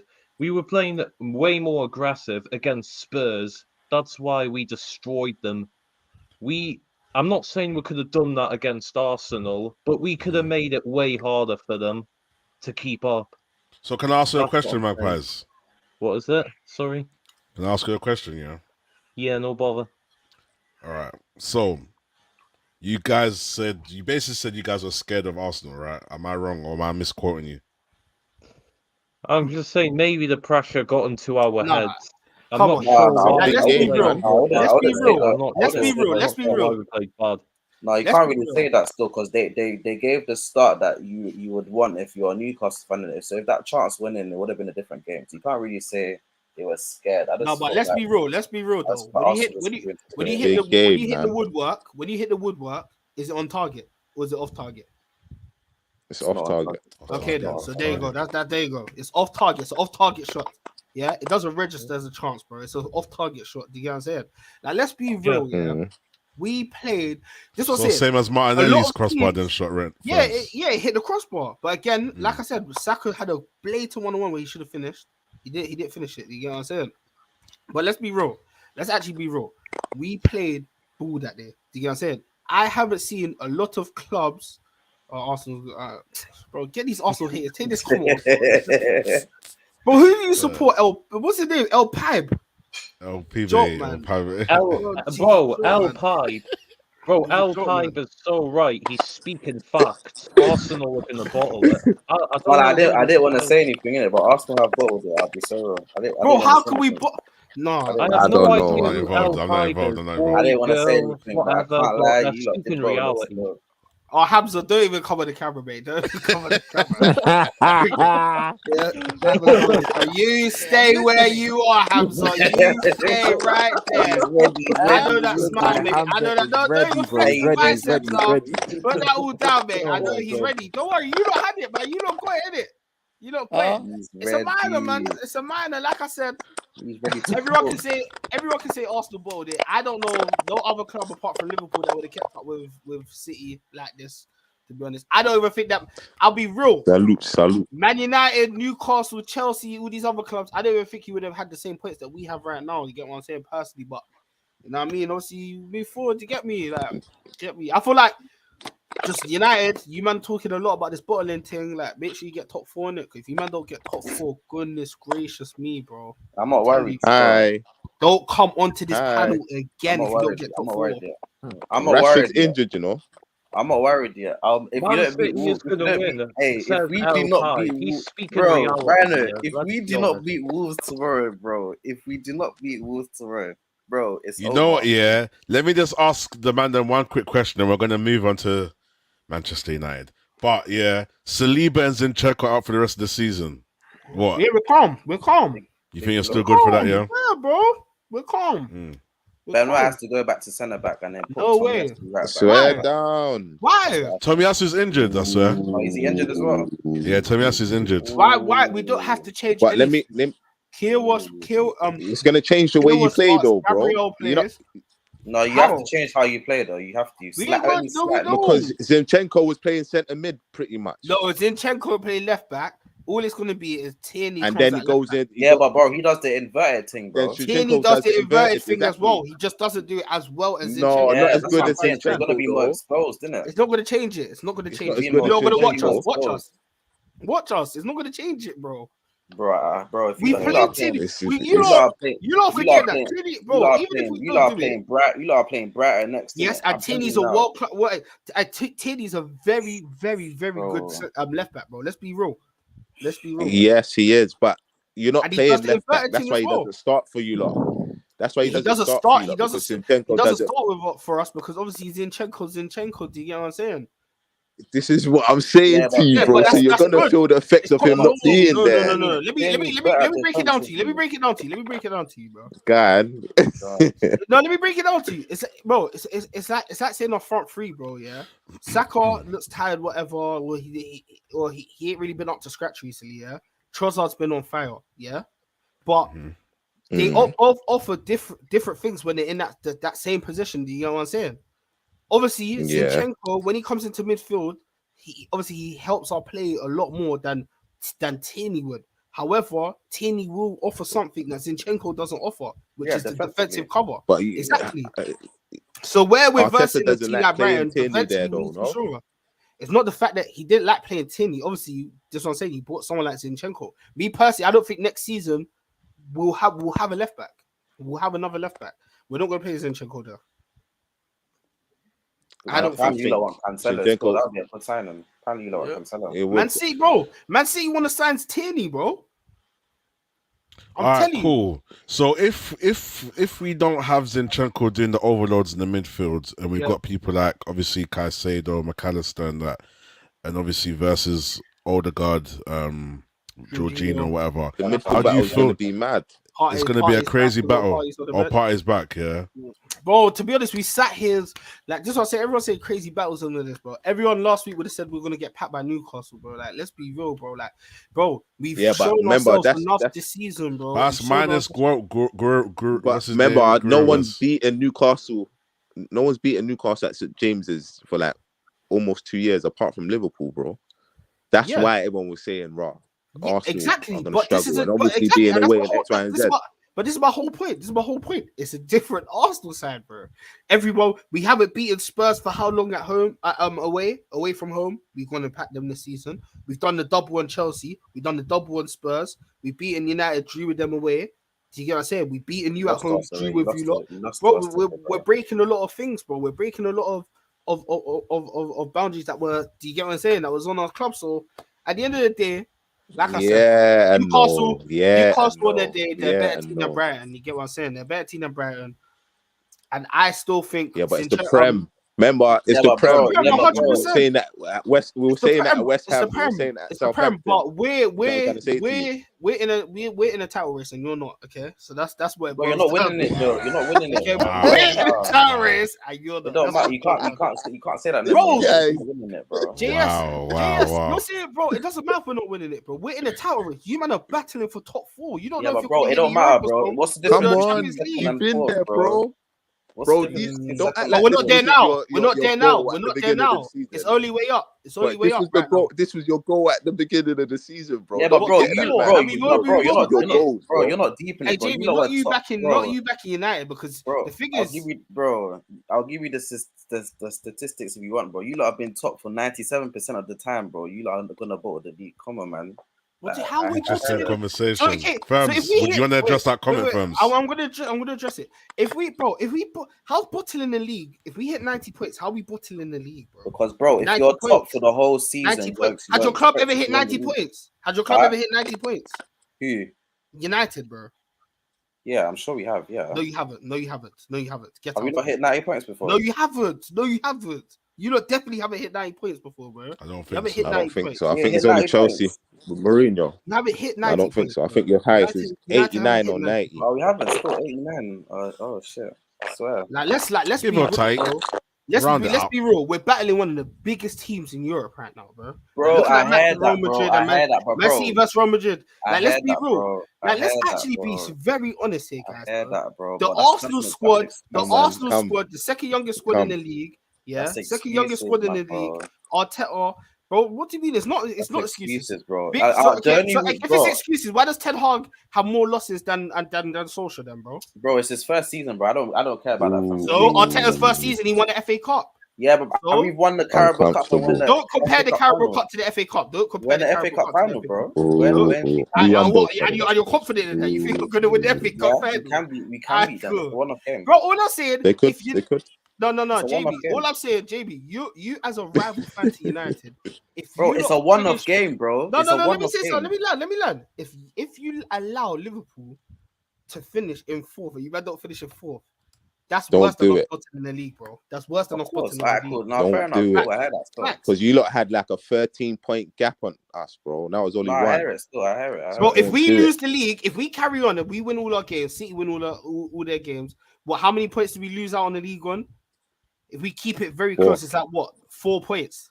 Is that what? Yeah, 1 4 point. points. Or one point, Or bro, 4 come points, yeah. 4 on. points, 4 points. Come on, bro. Like, respect us a little bit. You get what I'm saying? But obviously, if guys want to scream bottling, then cool, bro. Like I said, But we've bro, done the mad thing. Nah, there's too much. There's too much. Let's be real though. If it was flipped, yeah, and it was United that was top for 97% of the league, and then they what was it? I think it was it within 1 week? You lot due to Liverpool, you due to West Ham. Then you lot just crumbled in 1 week, bro. Like you can't do that, fam. That's bottling it, bro. Like you're allowed. Bro, haven't you not been losing back-to-back games? You not been losing back-to-back games, bro. Yeah, but any other season, bro, you lot can't even buy a goal. City... Man United can't even buy a goal right now. You're talking about us drawing, bro. Yeah, bro. listen. Listen. Let me chime in. Let's talk about United. No, but listen. There's a lot Yeah. of Arsenal stuff that I'm hearing. No, but firms, do you know what it is? We're comparing Arteta's third season to Ten Hag's first Premier League season. I think it's just a dumb conversation to have. Is this a dumb conversation? Me personally, it's not realistic. You can't compare, man. It's not a dumb conversation to have, bro. Your squad was further than us. Your squad is, bro. Let's be honest, bro. You can't say that, bro. You can't say that, bro. If we was to sit down 2-3 seasons ago, or even this season, we could go player to player, bro. You have. Bro, it's not about that, bro. How many World Cup winners in your squad, bro? You have how many? Bro. I hear what you're saying, bro. I hear what you're saying, but it's true though, because if we look what Conte done with that Chelsea team that finished 10th, he came in first season and he turned that title-winning team back into a title-winning team, basically. So I get what firms are saying. Facts. The United team. But listen, no, but I'm tired of everyone saying, listen. I'll be real, Randall. You know You say something, I'm going to say something after. Let me say one more thing. That's what I'm trying to say. Yeah. You know what it is? I actually generally don't have a problem with United this season, bro. Yeah? But it's the whole... It's just a certain fan base. Of this But this whole thing of Arsenal bottling it, it's like, that's where man gets heated, bro. That's where man's getting stacked, because it's like United fans can't turn to us and say we're bottling it when we're not. You have to understand. Now you understand Liverpool's pain. Now you understand Liverpool's pain, bro. Yeah, but bro, you have to understand where we're coming from, bro. Because I can't understand where you're coming from. That doesn't make sense. If it was flipped, yeah, I guarantee. Everyone would be chatting. Yeah, no, we wouldn't. Why would I? Yeah, you would. Bro, you know what I mean? No. The only reason why over $1 billion spent. The only reason why I say United would. The only reason why, because of your squad, bro. Your squad. There you go. Bro. Let's be real. Your squad man to man should be spinning us, bro. Like facts. Bro, we have players from Varane, from Casemiro to Varane.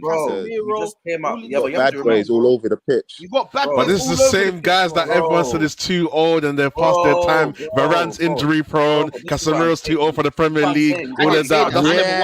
Everyone was saying. A lot of people were saying that though. Maybe not you guys. Casemiro's I specifically remember his legs. He's not going to have the legs for the Premier League. I specifically remember that comment. That's what I'm saying, bro. You can't. A lot of people want to have that. Me personally, I'm not having that, bro. You man have gone from having players like Pogba, Ronaldo, all this shit. Nah, you see, that's what I'm saying. A lot of people want to have their cake and eat it, bro. All I hear is Casemiro. When we signed Casemiro, he came for the money. Varane's first season. Varane's tired. Look at him getting to stop. Ronaldo's finished. Like, bro, like bare people just want to have their cake and eat it. Like, bro, it's not fair, fam. Like, you have to remember. United last season. There's so many like bottle jobs. United came off the worst season ever in history, bro. Listen, for me, I just feel like the disrespect United get this season, it don't make sense to me. Like Ten Hag's literally. So wait, you not could disrespect us, but we can't disrespect you. Bro, it's not disrespect, bro. It is disrespect. Where's the thin line between having an opinion and disrespect? What's the boundaries? Because everyone wants to have their opinion. It's always hate when it's football, bro. No, do you know it? I don't mind different opinions. It's banter, that's what football's. That's what football's all about. I don't mind different opinions. Like, you're not gonna agree with everything. Like, that's calm, innit? I don't mind that. But there's just certain things that it just don't make sense. Do you know what I mean? Like when people say Arsenal are bottom of the league, it's not a thing where like they're taking the piss and everything. But you just have to understand that if you've been top all season, yeah, you like Christmas. How many points were you lot clear Christmas? Like 8 points or something like that. Like you lot hit. You lot hit. You lot hit like. You lot hit like. You had 2 games in hand. City have 2 games that you. Yeah, but bro, I think Christmas. Around Christmas time they had 2 games in hand. Wasn't that the recent time? I'll say recently when we had 8 points, they had 2 games in hand. Now he's talking about Christmas. He's talking Christmas. Christmas. Yeah, but Christmas, you lot were arguing saying that you lot were gonna do the treble. That was media. No, but let's be serious. That was media driven. No, it wasn't. No, it wasn't. No, but be real. Jamie, be real, bro. Bro, it was media driven. Listen. I will say this though, yeah. Basically, yeah. People are not understanding this Man City team, bro. You see, when everyone's thinking about everyone's thinking about title races, they're thinking about the Chelseas and the Man Uniteds back in the day, yeah. See this Man City team where they've taken this level of football. Bro, it's different. You see any other season.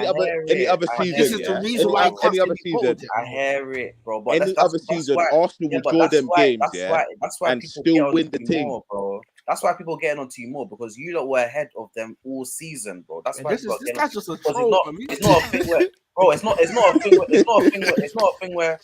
thing where Man City were top and then you lot were second and you lot trying to get first. Yeah, but this is what I'm trying to say to you, yeah. Nah, big up.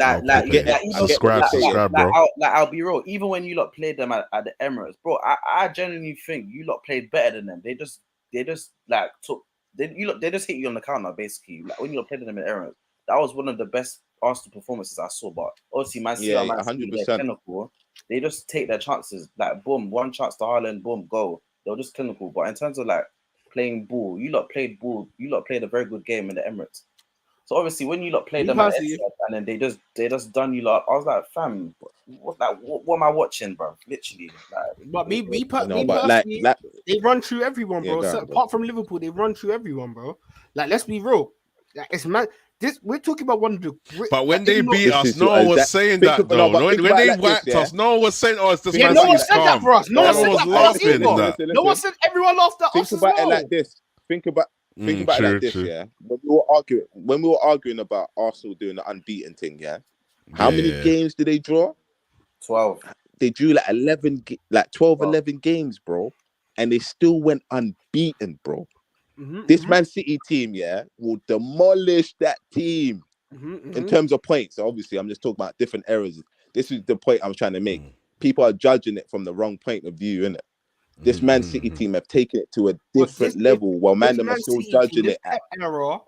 This is going to be the best Premier League team ever, bro. Different. It's different. It's different. You have to be perfect. To get 90 points is not. Think about it, yeah. No, it is. How many times Alex Ferguson? Think about how many times Alex Ferguson won the league, yeah. How many times did he touch over 90 points? And then 13 times. But I think it's different eras. When we compare the points things, different eras. This is my point though. So if it's different eras, man, have to judge this Man City thing on a different era. We can't judge it as we're judging. But it's the same thing though. But do you know what it is though, Jamie? Though it's the same. Oh, go on, Hamza. Go on. There used to be a theory on Fergie era and Wenger's era, like you can only lose 6 games. That's fine. Yes. 6 games. Yes. That was the rule. Lose 6 and you can be champions, but not more than 6. I think it was even 5. Yeah. Yeah. Even 5. So, yeah.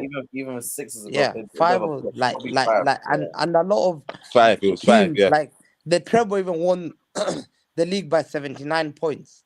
79 is like bloody hell, man. When's the last time we're winning league by 79? But that's what I'm saying. The quality of the quality of the Premier League now is different, isn't it? Like it's higher. To win the league, you need. But this is how we have to judge it now, isn't it? So but then Arsenal did a mad thing though. Arsenal broke mad records with the run they went on. So they've proven that they can go up to those levels. So why are we now thinking, but Man City? Records and we're close to Man City. How we bottled it? sustaining it and maintaining Exactly, it is completely different. Getting it, bro. So Like, how? What would you say? Say again, Firms. I say, if we're breaking all these records and we've done what we needed to do, and if you take up Man City out of the equation, we would have won the league by how far? No, but what I'm trying to say is, listen. Okay, let me pinpoint an exact point of time. Yeah, when there was a stage where, when you was watching Sky Sports, all they were bringing up was any team in this stage of the thing has never lost the Premier League. Remember that time, yeah? No one was talking about all but Man City. Now it's convenient. All but Man City. I know what I mean. There was even a time when everyone said Man City. Wait. There was even a time, yeah, that they said Man City are not going to do their run this season. Bare people were saying that. Bare people. Oh, it's not the same Man City. Trust me. I remember this, bro. I remember this. Let me show you something. If you're maybe not you, Jamie, but I heard it. I heard it. No, I mean, personally, I definitely say that. If you listen to what I'm saying, if you're a football fan and you actually watch football, you know how serious City are, bro. Bro, like, I heard that, bro. Let's be real. No. As football fans, let's be honest, bro. No, but do you know what it is? I hear what you're saying, bro. I don't mind. United fans can sit and say we bottled it. But if I was watching Spurs, do what City are doing, me personally, I'm not having that. I'm not. Even if United was second and they were bottling, I'm not, bro. I don't care, bro. I hear what you're saying. The whole reason why people use the word bottle for Arsenal, you're not thinking, bro, like we're trying to get onto you. The reason why people use the word bottle is because if you lot have been top the whole season, bro, it's not. I can't use the word expected, but you're technically expected to win the league because there's think about it like this, yeah. Man City, we all know Man City are a brazy team. They got a lot of quality players. The fact that you lot have been top, turning teams over every week all season, and you haven't won the league, that you have to say you bottled it, bro. No, it's not because there's too many. But Man City are turning guys off every week, though. They weren't. If they weren't, how do they not have? How do they have more points than us now? Yeah, bro. Because what we're forgetting as we well. We just drew 3 games, bro. What we're forgetting as well. Arsenal are 2 years ahead of schedule. Bro, you like all right, cool. So if Arsenal are 2 years ahead of schedule, and then it's the same thing for United. Even if Liverpool pass us, it's still our first season. We can now retract back and say, it's 10 up. So, but then the people are saying we voted it as well, though. If we don't get top 4, which is the same standards. No, but listen, it's the same standards, bro. Everyone's going to counteract that. There's no counteract. It doesn't matter. No, it doesn't matter. It don't matter. It don't matter. Rhino, do you know what you have to understand? No, Jamie, let me even land. The reason why man's talking like this, bro, we've been so poor. Like, we've been on our lowest. Man wasn't looking at the Uniteds and Liverpools. Man was looking at, bro, are we even going to make top 5, top 6, bro?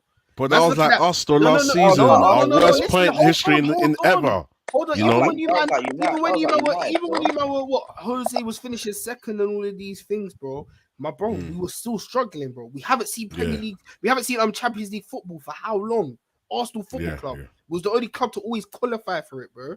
I haven't seen the Champions. The last time I saw the Champions League football, was when my little brother walked out with the Arsenal team, bro. And we played Monaco, and Martial was bursting onto the scene. That's the last time I see my club in Champions League football, bro. Yeah. So it's very different, bro. It's very different. You lot have been in front of us, bro. Aubameyang went Arsenal and he never played Champions League for Arsenal. You know, that's crazy. Why is that crazy? Because I just remembered how long ago it's been. He came to Arsenal and won us a cup. No, I'm just saying that that's how long it's been. Like Aubameyang's it's been so long, bro. It's been so long. The last time we played Champions League, like I said, Martial was at Monaco. That was the season he moved to United. So, bro, like, let's be real, bro. We are way further behind you guys. We're further behind you guys. So the fact that we're even in this situation, I don't agree with that. I don't agree with you. We are further behind you, bro. You're not. You know what? They're way behind you, bro. They're not, bro. Arteta is working his process. That's they're not behind. That's cap. Rano, let me show you something. That's cap. Bro, we are. Even last season, you was better than us last season. Can I be honest? Can I be so real? Yeah, I don't believe in this. we're 3 years behind you or we're 2 years. I don't believe in that, fam. Because think about like no one expected Arsenal to be in a title race this season, and they finished. Like, what did you lot finish last season? 5th or something like that, and you lot are now 2nd. Like, I don't believe in this.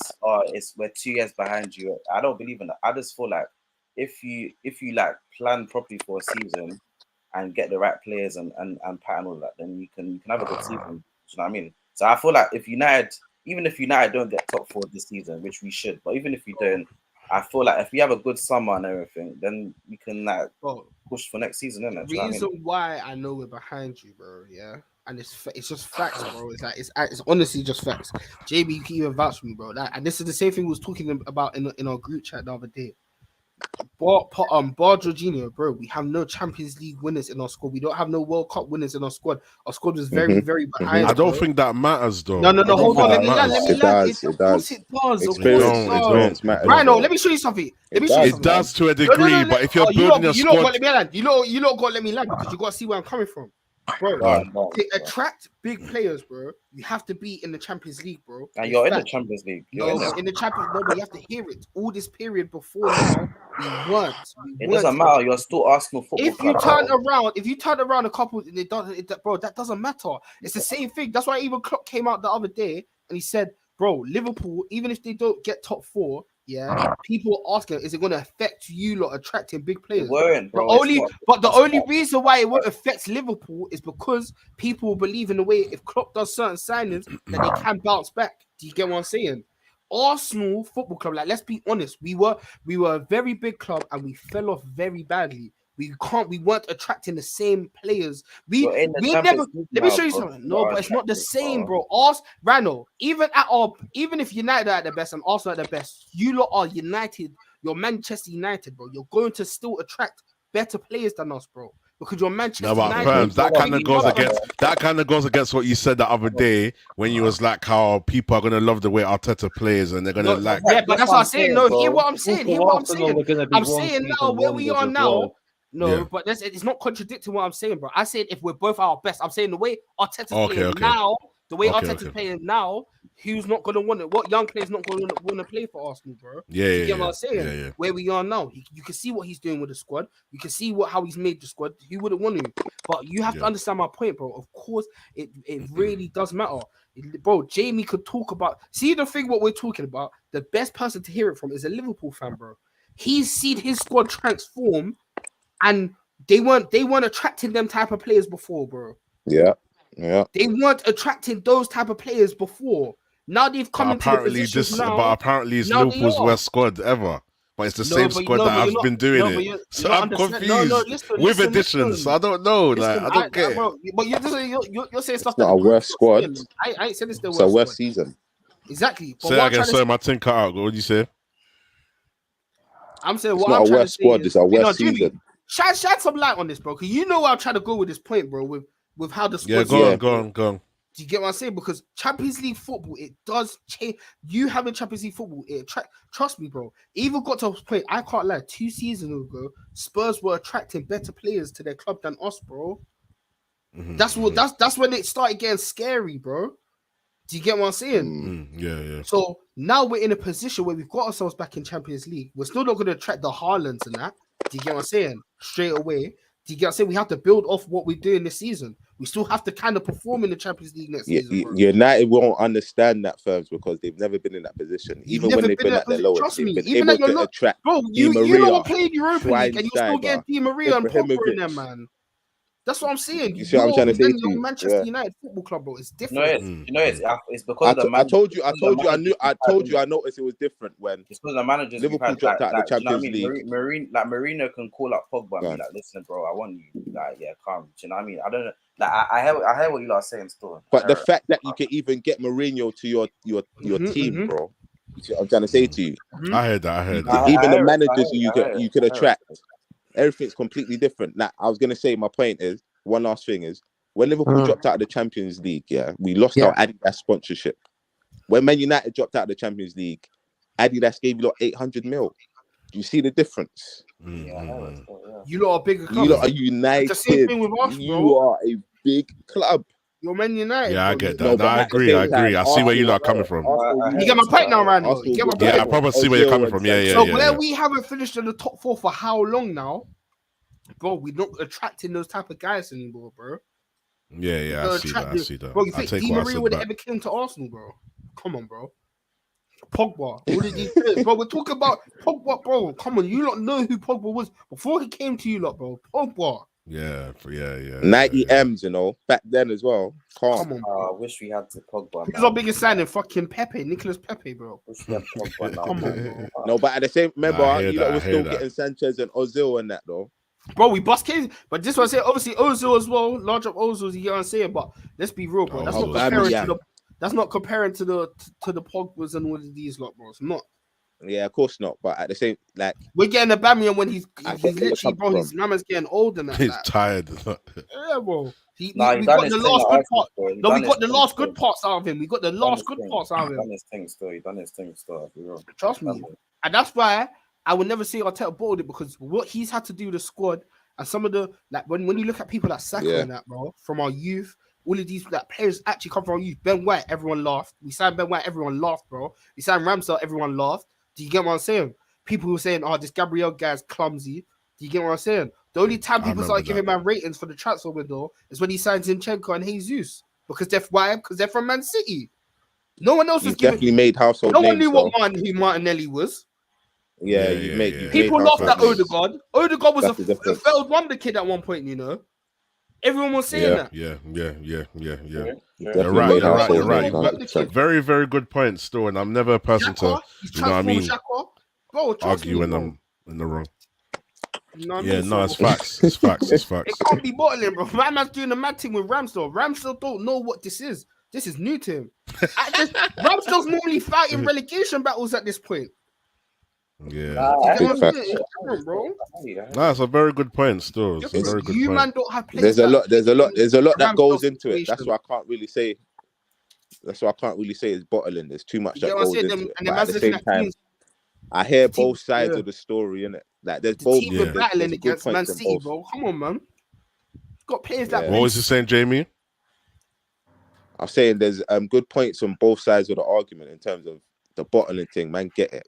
But obviously, it's a bigger picture in it that goes into it. Just bottling. It's not just bottling in it, because you have to take into context the team. You have to the team that they're going against. I hear you, bro. Experience. I hear it. Bare things go into it. I hear it. That Man City team not joke, bro. The brain, look at him, bro. I thought he was kind of meaty the other day. Man just stepped up, bow. Get what I'm saying? I thought a couple. You know what I'm saying? Pull up the stats and see who's top goal scorer. Yeah, he's a big game player. He's a big game. Yeah. Against Arsenal, bang. No, but go on, Hamza. What are you saying? Bayern Munich, bang. No, but I have to keep it real. That's the difference, bro. When you have that type of quality on the pitch, all it takes he has is a 1 billion. He has a 1 billion. He has a £1 billion squad. Bro, it's like these guys. De Bruyne, I said it. Big game player. Big. Hamza loves De Bruyne. He's been screaming. I see it on your Twitter. That goal against Arsenal. I said it. This Arsenal, Real Madrid, Bayern Munich, he does it. He's the guy that takes Liverpool. De Bruyne's the guy, bro. De Bruyne's the guy. Arsenal away. Don't scream Liverpool, because we knocked you out of Champions League. We knocked you out of Champions League, and he was playing. You, man. You've been starving for a league. We dunked them, you lot at Anfield as well, and the Community Shield. And you know the funny thing is, listen. You know what the funny thing is? Imagine, imagine we win the Champions League and the Premier League. Rico Lewis would have the same amount of trophies as Trent. What a joke. That's not true. That's not true. The guy's got the FA Cup, that's it. FA Cup and Carling Cup. Trent's got the Super Cup and the Club World Cup. Yeah, but don't worry, Rico's going to be catching up. Don't worry. I know you've never seen it before. I know, don't worry. And we all know Liverpool ain't claiming the second Premier League. We all know it ain't happening again. It ain't happening. So to me, you're starving. Next season's our season. Don't worry. Nah, man, there's no way. Premier League's no your leg. You're not winning that anyway. But De Bruyne, to me, De Bruyne. De Bruyne's he's Rodri, he's big game player. Gundogan, big game player. Haaland, big game player. These are guys that Ruben Diaz only 25. Only 25 years old. 25 years old. He hasn't even reached when Van Dijk peaked. 25 years old. Van Dijk was playing in Celtic against Hibernian and Motherwell when Rangers were relegated. Bro, Ruben Diaz is doing at Champions League level, top He was at level. Southampton, actually. Was he at Southampton? No, he was at Celtic. He was at Southampton, he was. We got him when he was 26, or... Okay, fair enough. But I know 27, at 24, the guy was at Celtic with... Rangers were relegated, and the guy was fighting with the rivals called Inverness. But don't worry about Van Dijk, man. Don't worry about Van Dijk, man.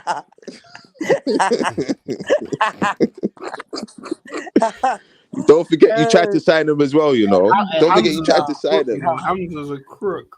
Listen. He's 6'9". He's a 6'9" of this, man. Yeah, big man thing is a 6'9". Yeah. So you know what? Listen, I'm telling you now, I think you're right. Listen, top players at top clubs, my Arsenal are inexperienced, 100%. But the problem is I'm scared of is what happened to Liverpool. You lose confidence. You chase a team that's just perfect. You come to the end of the season, you think it's shit, man. I had everything on my side. I had even the World Cup was being played. This man had to send all the 16 players to play in the World Cup. I only sent one. And this guy managed to catch me up and win this title. What do I need to do next year when there's no World Cup? What do I need to do next year? And Liverpool, and you know what? Liverpool chased us up all the way to the final season twice, which was difficult, man. But with Klopp, so I think Arteta, next year, I'm telling you now, he will never have this better season than this. He will not dominate 93% of the season, being top of the league ever again. Never. You don't think so? No, bro. It depends. It depends, man. Klopp being this poor. Because remember, these players are young, you know. Yeah, no. But Klopp, listen, it's experience. You think Klopp is a dumb manager? He made a mistake this summer. You think he'll make the same mistake again? He's going to sign midfielder. Yeah, that's true. And he's going to improve it. And when Klopp but then that's good for us. That means they can take points off you as well. Yeah. But guess what? So the points can share around a bit more. But Klopp, when he signs one or two players, he looks good. Look at this guy. He's chasing for top 4 with Curtis Jones and Javier Elliott and Henderson. Bro, that's a joke. No any other person could have done it. Bloody hell. No, but hey, Hamza, let's be honest, though. Let's be honest, yeah. The reason why I can't say that with Arteta, yeah, because if our owners actually come out and like they said, they've come out, they said there's money for him. If we sign certain men in certain positions that I'm thinking of, if we strengthen, bro, personally, I'm telling you, bro. The only thing this Arsenal side are lacking is just experience. And when you slap the experience in that, for example, someone like Jorginho, bro, you see the difference how we're playing, bro. But bro, when you're playing Champions League, two game a week. Yeah. But this is what I'm saying, bro. Of course, don't get me wrong, Champions League, Europa League different. You're playing once a week. Bro, like Jamie said as well, we've got a young squad. But this is what I'm saying. If we add certain players into our squad, bro, I've heard that's what I'm saying, bro. Certain things, trust me. The problem is when you start making excuses and say young squad, Saka is a senior player. Like how many years? Bro, he's young, bro. He's young. Your boy Phil Foden can't even keep up, bro. He's on the bench. He don't even come on anymore, bro. No, listen, no, wait. Your boy Phil Foden can't keep up. Your boy Phil Foden can't keep up. Phil Foden will finish with 5 Premier League titles and 1 Champions League, and Saka will only have and hardly did he play all of it. The thing is, if Saka won a Prem, Saka can actually be gassed that he actually played the majority of the season. I probably carry. Bro, Phil Foden doesn't play. Okay, 1 second. He's been injured for 3 months, yeah, but he's got the same goals as your boy Saka, and Saka takes penalties. Yeah, he does. Overall goals, Foden's got 14.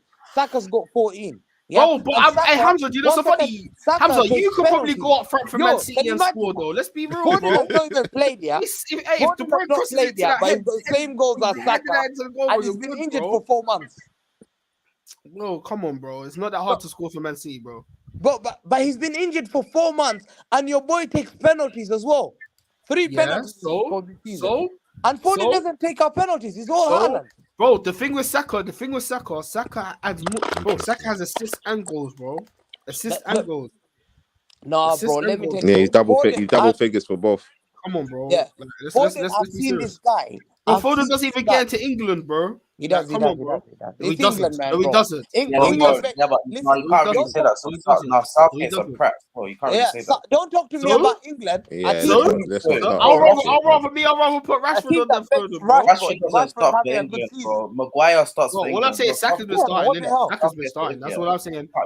Calvin Phillips starts for England. Yeah, Maguire starts for England. You can't really say that still. Luke Shaw starts. What the hell? If Foden's the guy, Foden starts, bro. He doesn't start. Bro, you can't say England, bro, because Southgate starts stupid people. Why does Maguire start for England, bro? Exactly. My man can start stupid people, but let's be real. But let's be real. He starts Saka, he starts Kane and them, man, bro. And he starts Calvin Phillips as well. Southgate's an idiot, man. You can't really say that. But you're speaking about all those guys, bro. Some players you ain't got a trace with, man. All I'm saying, Saka starts for England, didn't it? He has the right wing spot, bro. If a manager of Brazil or Spain was managing England, but who else is gonna play right wing if it's not Saka? It depends what he wants to do, bro. Bro, he plays a back five, so who else is gonna play? A back five, exactly, man. Who else is gonna play right wing? He plays a back five. Bro, Foden could eat, bro. Let's be real, bro. Yeah. Let's be real. When Foden not fit when they took them to the World Cup and that. Last year. That's why he messed up. Bro, Southgate. Let's be so honest, bro. Let's be so honest, bro. That's why you messed up, man. Bro, Foden has played for the English squad before. Like we seen him start bare games before, bro. Do you get what I'm saying? Like let's be real. Bro, there was even a debate going on last season, even this season, bro. People are saying, bro, Foden's not that great, bro. No, that's. I remember that. He's been injured. I know. Am I lying? Am I lying? It was a mad debate. I remember that. Yeah. Guys were talking. But injury is definitely a factor. Injury is definitely a factor. Bro, injuries can be a factor, bro. But that's not my fault. That my man can't be fit to play. That's not my fault, bro. Do you get what I'm saying? You're playing in one of the best. Foden's a different level. Foden is me personally, bro. You get what I'm saying? Me personally, I'm not saying Foden's not good. I'm not saying he's not good. You get me? He's good, but I think he's better than Saka. I'm just trying to. Of course you would. You would say that as well. Of course you would. Bro, you probably say Anthony's better than Saka. I think he's got more to his game still. He's not. In terms of he could play. Yeah. Come on, bro. I get Saka could play left back. Bro, Saka could play left back. I'm not even talking about left back, bro. I'm not even talking about left back. You know one thing about Foden could do. When I say he's got more to his game, yeah, I can say it in terms of Foden could play in the middle of the park. I don't see Saka playing in the middle of the park. You know what it is for me? I believe this is not even Arsenal bias, yeah. For someone that young to come into where our squad was and to literally single-handedly carry our squad for how long? 3 seasons now, yeah. At that age, bro, I promise you, there's not that much. That's true, you know. I reckon Foden would have done the same though. Foden would have. I don't think so, you know, Hamza. You know. No, he wouldn't. No, he wouldn't. It is. It's harder to play for Man City than Arsenal. I don't think so. You're in a system. Silly, bro. Okay, let me give you an example. I'm leaving. You talk about in terms of the players. If Mandem don't be serious right now, I'll leave. One second. To play for Man City, he's talking about in terms of the players. He's talking about in terms of players. A team that wants all the major trophies, for a team that's got the best players in the world, you have to bench. Bro, it's harder to play with Kevin De Bruyne than with Xhaka. What the hell? Bro, so you guys will say, wait. So you guys will make comments and say Casemiro was only good because he had Modric and Kroos. Now you're saying it's harder to play with these. I don't get it. I'm confused, bro. Let me give you an example. That's a great point. I'm baffled. Let me give you an example. Yeah, go on. Help me understand. 3 examples of Arsenal. Wait, hold on. Okay. The 3 examples I'm gonna show you. I've always said, when players leave not mediocre, okay team to a world-class team, they can stand. Okay, I'll give you an example. Mahrez, how good was Mahrez at Leicester? Mahrez is cold at Leicester. When he went to Man City, how good was he? He was cold as well. Was he as cold as Leicester? Not as good. Okay. Not as good. Let me go another one. For how long though? For how long? Wait. For how long? For how long? One second. He wasn't. What do you mean not as good? I'm not having that, bro. Because you surround with players that are better than him. Let me give you another example, bro. Brother, if you're playing with James Vardy, let me give you 3 Arsenal players, in the past. What this, How good was Alex Song for Arsenal. I'm not letting How you good say was that, bro. Alexander Hleb? How good was Cesc Fabregas? What happened when They they went were to very Barcelona? good. What Same happened with when they went to Fabregas. Barcelona? Same with Fabregas. Yeah, Same what with happened when they Fabregas. get And when he went to Barcelona, Mediocre. Xavi Iniesta makes you look. Hey, Randall, dude, that's funny because this is the exact thing that you say about the Modric thing. Bro, how do you if not you're understand? playing, no. Let me land, bro. Wait. Wait. And The then I'll man that go kick after. ball, Go the on. man that kick ball at real Hey, life. Firms. Hey, Firms. Is your mum awake? She might be still. She might be. Yeah, if she's awake, I'm gonna mess. Yes, get in this conversation. You might play football Yeah, go on. in real And then life, I'll go on. And then you might play make my football point in real after. life. Go on. Assuming, yeah. Yeah, go on. When you play football, yeah, and you get put on a good team, yeah, or you get put on a bad team, how does that affect you? How you play? If you get put on a bad Depends team, how good you are. you don't play good. No, even if you're the best there, you don't play. Your squad's not. When you're, but you're still going to stand out. You're still going to stand out. When you play in five-a-side If your against team is club, bad, wait, hold on. Let me land. if you're good, you're going to stand out. You'll stand out, Go but on. you'll never play at your full potential, bro. You'll never ever play at your full potential. But you don't know that your though. team. It's facts because, bro, it's a squad thing, bro. Your squad bring your full potential, bro. All right, cool. Let me ask you this. If you play with De Bruyne, so what are you going to say? Are you saying Harry Kane's not reaching his full potential, even though he's smashing all these goals records? 1,000,000% not. If he went to a better club, he'll play better. He would probably, bro. Let's be real. If Harry Kane went to a Man City, he would win trophies. He would win trophies. Yes, he would win trophies. Yes, I feel like he would have a higher scoring goal season, oh bro. my gosh, I can't believe people are saying this right now, fam. Harry Kane is playing in a shit Tottenham side, and he's racking up scoring goals, 5 goals or whatever. And that's my point. If he goes to a better squad, bro, there's a bigger possibility that he's going to score more. We all know goals. this. If he goes to a better but he's squad, still going to score regardless. But my point is, he's able to in a shit squad. So doesn't that tell you how good he is? I don't understand this. No facts, but no, that's not the argument. That's not the argument. This is the point. That's not the argument. Listen to what I'm trying to say to you. Just like every player when they go to Barcelona, when they realize, there's levels to this technique and technicality thing. Coutinho, when he went to Barcelona, he realized when he touched with Messi, he couldn't do X, Y, and Z. Same with Hleb when he went to Barcelona. Same with Fabregas. These players are good. That's what I said. But when they go to elite levels, no, but this is what I'm saying. But then you have to also look at if the player could fit into that squad, bro. Exactly. That's what it is. A lot of men go to clubs and they don't fit into that system. Exactly. And let me bring up Salah. Salah was at Chelsea, it didn't work there. Exactly. Even when he went abroad, he started balling out. He went Liverpool, balled out. Okay, look at Hazard. He was balling out. He was balling out in Italy before that. He was balling out in Italy. Even when he came Chelsea a big club, he didn't look good in the team because he didn't fit. No, he didn't get a chance. He didn't get a chance. Yeah, but that's Mourinho as well. De Bruyne didn't fit in that team. Lukaku didn't fit in that team. When these guys have left and they go to other better teams, they played better and they stood out. No, but Chelsea, you cannot take Chelsea, man. We know that Chelsea, man, never give chances to good players, man.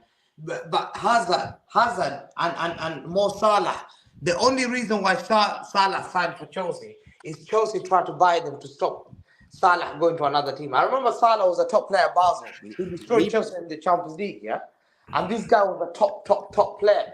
But if you look at, let me give you an example. When you're in a 5-a-side and I bring you shit players, yeah, don't you stand out?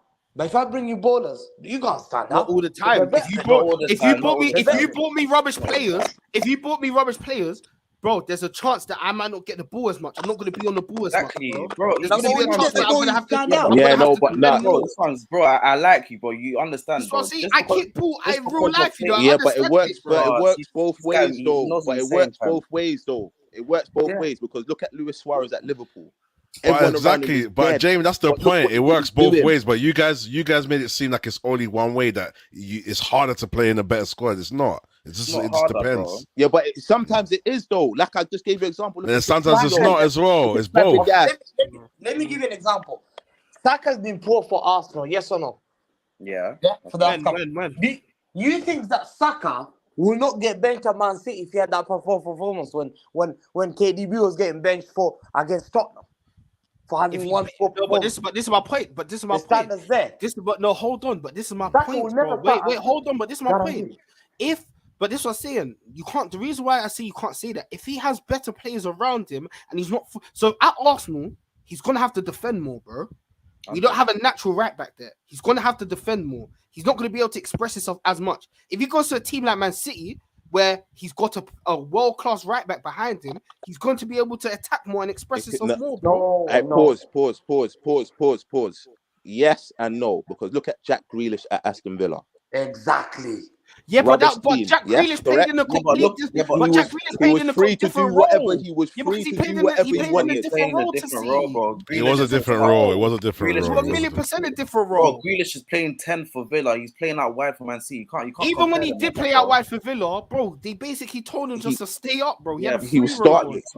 You can't compare like that still. And this is what I'm trying to say. You know how Pep is, bro. Pep makes his players run and that, fam. Villa, do you see him defensively working hard so, like that? So he won't be able to express himself.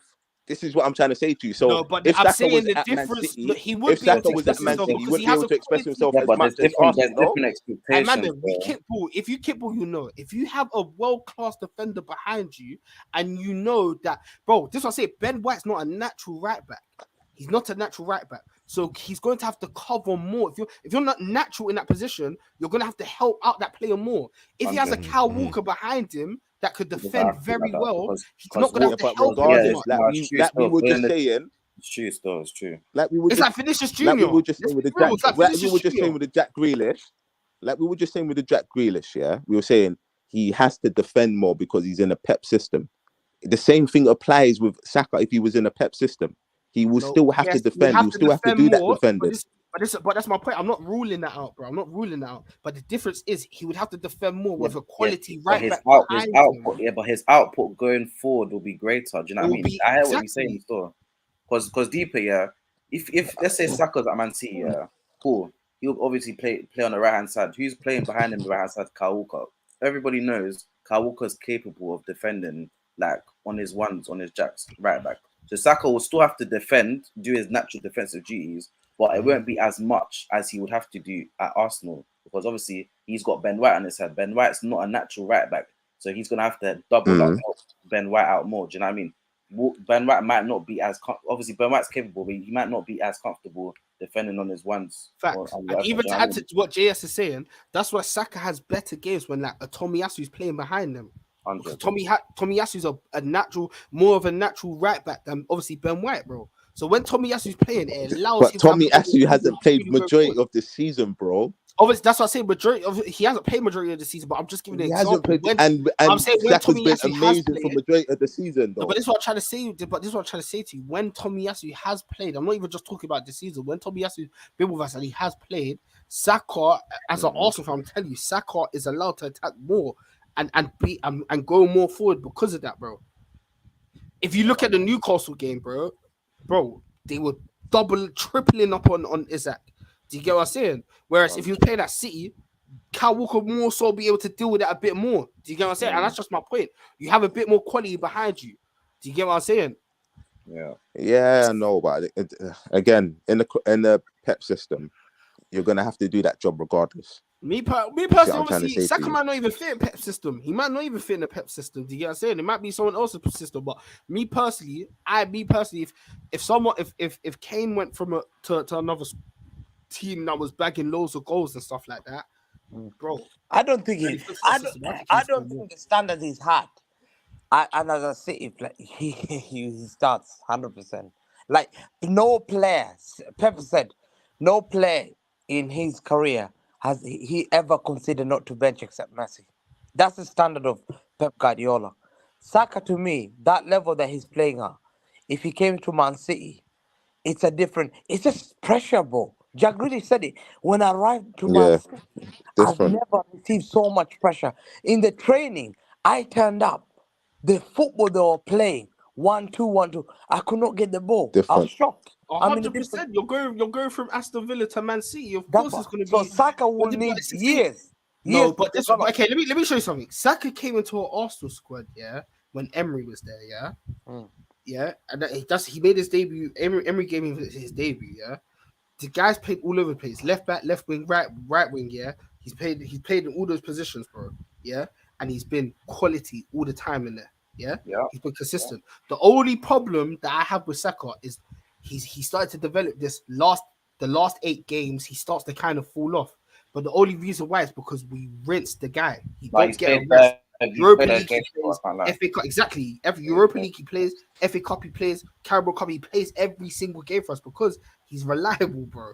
Do you get what I'm saying? So when it comes to these last few latter stages of the season, he started to develop this whole thing where he doesn't really play well. You can kind of see, bro. He looks like he just looks tired, bro. He just looks tired. Do you get what I'm saying? So that's the only thing for me. That's why when you're not saying he's not playing well, that's the only reason why you can tell he's not playing well. I can't lie. I can say the same thing for Rashford, bro. I'll be so real, bro. You have to. It's mad the way United is, and it's the same thing for Austin. You have to rinse those players. You have to rinse Rashford, bro. It's like toothpaste, you know. Come on, we're in the house. You know the man that you're squeezing. You have to cut it off with that with the scissors and that. Trust me, bro, it's all mad. You have to do it. Trust me. You have to get everything out, bro. It's an interesting conversation. I like it, bro. If Grealish gets tired, man, just put him on the bench and put on Foden. That's mad. Yeah, I think it goes both ways, and I don't know. My thing is that once you're going into a system and you adapt, I think it's better. It's easier for the player because you just know what you're doing and you just have to fit the role. Sometimes there's teething problems or whatever, but it goes both ways. It goes both ways, man. Definitely. That's why Grealish is balling out now still. Yeah, because he's managed to mold into it. Yeah. And I was one of them people that are getting onto him last season, and I can't lie. He's doing his thing this year still. And he even still has a bit more freedom. I see him coming deep, and then bringing the ball, like progressing. Like it's interesting how football works out, man. Especially when these genius managers have the vision and it kicks in. I think that's a beautiful part of football still. All right, cool. Let's quickly do some predictions. Or actually, let me see. All right, let's quickly talk about United, and then let's get some predictions, and then let's wrap up because it's getting late. Well, where do we start, man? Where do we start? You go, JS, man. Wolves tomorrow. Well, today now. Bottled the last 2 games. There's been De Gea out talks. You know, Sir Jim's looking like he's the front runner. I was on Said's show earlier, was talking about it. What are you saying? Cool. Let's start with the elephant in the room. Cause I know Jamie. I'm gonna watch his mic. I'm gonna watch his mic. Just unmute when he's ready. But aye, top 4. Well, go on. 3 games out of 4. Do you know what? Yeah. United, I feel like United will get top 4. Yeah, we'll get top 4 because we need 9 points in it. There's no way United cannot get 9 points. I think there is, but yeah, I know what you mean. no, the reason why I'm saying that is because our home form is very good. I think we've already contributed like 8 goals at home all season. That's crazy. Yeah. I don't know. But do you know what us United fans are forgetting, JS? That maybe you might have forgotten. A draw is still counts as not losing. Yeah, draw is not a good result, still 100. But I'm saying because we need 3 wins, I expect us to win 3 games, bro. We can't not win 3 games. I think we have 3 home games left in it. We have Wolves. I think we have Chelsea. Wolves, Fulham, Chelsea, and Bournemouth. Bournemouth away. I expect us to win the home games. The away games, I'm not really confident of this. But these players, can we rely on these players, Jess? These players are bottlers, man. They're not serious, bro. Do you know what, yeah? I feel like because Liverpool are closer, I feel like it might push them. The players now need to know, listen, we can't fuck this up. Do you know what I mean? So I feel like that will push them. The pressure will help, yeah. And just get us over the line because it's a thing where because we were 3rd for so long and everything, it looked like it was getting top 4. I feel like they started getting complacent and everything. But then also, I also take into account that we had a lot of games this season as well, innit? So fatigue might have kicked in, all of that stuff. So I feel like obviously now the aim is just top 4. I feel like since that's the only target, we should get top 4. Innit? That's what I think. But it's not going to be easy though, because I expect Liverpool to win all their games. Literally. Yeah. They're gonna put mad pressure on us. It's gonna go to the wire, man. Jamie, what are your thoughts on JS's comments? And then I'll move on to the next part of the Man United. What in terms of Man United? Yeah, like the next few games, having to win 3 games out of 4, and the fact that you guys are behind us, so he feels like it might wake the players up, kind of thing. I think it might do the opposite still. I think the pressure might be a bit too much, either for you lot or Newcastle. But I'm not too sure. And I think as well, Rashford being injured for you lot now as well, you lot are not really going to be scoring goals.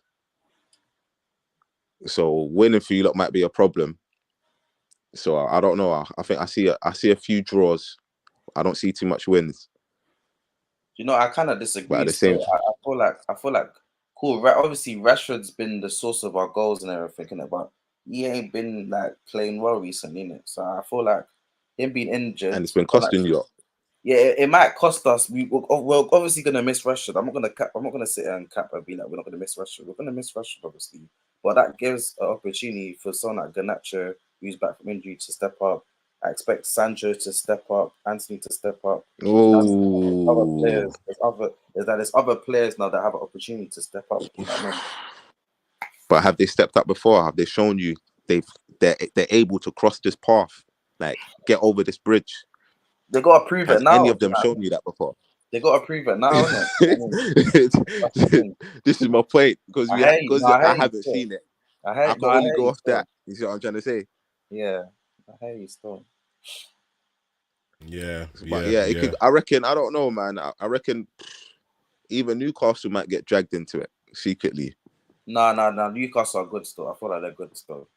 I don't know because again, the players haven't been there before. They don't know. Like we saw it against Arsenal. It was a high pressured game. You have to remember they couldn't step up to the plate. You have to remember they got a game in hand on you lot as well. You know, that's the thing. Yes, but one game. It's just one game though. A loss or a draw, and we're back in it for either one of you. No, fair enough. I hear it still. I've already said I expect Liverpool to win all their games, and I won't. The thing is, I'm not confident in my team like to win all our games, but I do see United and Newcastle slipping up. Liverpool to help you guys, yeah. That's how it normally goes, man. Man United rely on other teams around them to get what they need to get. Last season, we were going to get the Europa Conference if West Ham didn't. Bro, I know what I mean, bro. Bro, it's peak, bro. So maybe that could go our way. Luck. Maybe the other teams fold as well. Because we're focused on us folding. We're not looking at the other teams folding. Anything can happen. It's scary. Right, it's scary times, though. It's definitely very scary times. Quick question, Jamie. Go for it. Yo, sorry. Say what you're gonna say. I want to ask you a quick question.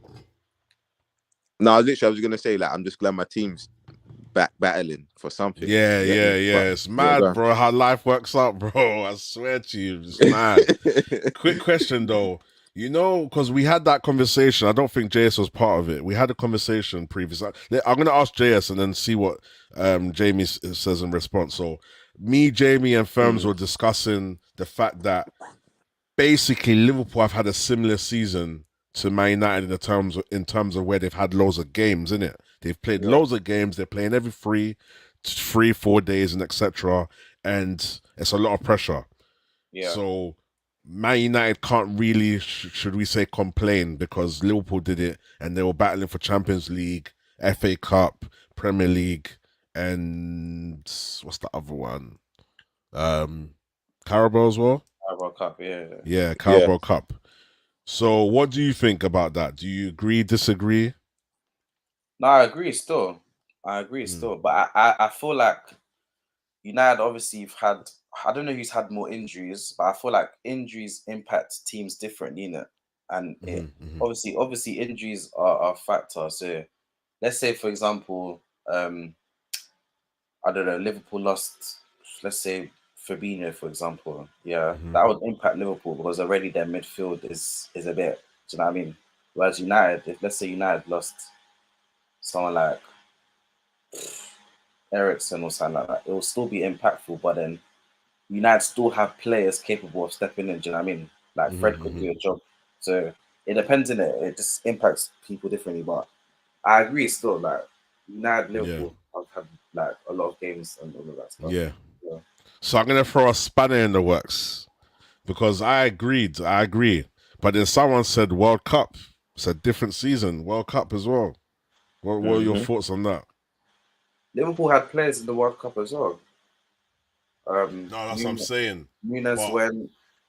In terms of the pressure of all the games, would you say Man United's one was a bit harder because the World Cup was involved compared to their last season? There was no World Cup. That's what I mean. Or do you think it's not really a point? It's not a point to make. Not really. I feel like it's because we're the Europa League. We made it harder for ourselves. We didn't top the group, so that we just had extra games. Do you know what I mean? Yeah. And that was just bare. No, I'm saying, does that still make it equal, or does it make our season a bit more harder than what Liverpool had to go for? Because on top of fighting on three or four fronts, there was also a World Cup which made it basically a fifth. I see what you're saying. And just the oddness of the way the World Cup came, the timing and everything like that. Definitely. Because someone said that to me, and I was thinking, I didn't really think of it like that, kind of thing. Definitely. It was just an interesting point. I wanted to see what the man them kind of thought about it. Yeah. It's weird, isn't it? It's mad, isn't it? Yeah, it's a bit weird still. I can't lie. Yeah. It's a bit weird. Yeah, top four is definitely looking scary. Man. Oh, you think so, Jamie? Yeah, the World Cup season's been a weird season. They definitely have to play a big factor. This is why a lot of the players are burning out now. No, it does. I'll tell you why it does. I just deeped it. You see when England lost to France, they came up. That game, I remember that game pissed me off. I don't even know. England are dead, bro. I didn't actually expect them to win, bro. Is it? Nah, we played good, man. Bro, England are dead, man. James lost. So obviously, go on. So obviously England lost to France in that quarters. Bro, people like Rashford and that had like a week off, and then they were back playing in that Carabao Cup game against, who was it? I think it was Burnley. I was like, what's going on? Like, that was mad. You know I was like, fam, like, you're not gonna take a break. Like, Bruno came out quarters. He was back for that. I was like, what's going on? So I feel like now it's caught up, because obviously teams that didn't go, even Casemiro didn't go that far. Do you know what I mean? He was back not too long ago. Like, it was only Martinez and Varane in it, because they obviously got to the final. They had a bit of a break, and even their break wasn't even that long, because I remember I think it was Varane. Varane came back a week early or something like that. I was like, what's going on? I feel like it's made an impact, because obviously they've obviously come back 100% to help the team, but now it's kicked in, because, do you know what I mean? The games have just accumulated. Like, United are playing 3 games a week since Christmas, bro. Like, I think this week's the first week break we've ever had, since I can't. So obviously now that we're out, you're definitely going to feel it next season as well. Yes, obviously now we're out the Europa League. We've now finally had our first break. Do you know what I mean? So it's techie still. I can't lie. And that leads into my next question now. So now, looking at that from the perspective of having a week's break, do you think that's gonna hinder the team, benefit the team?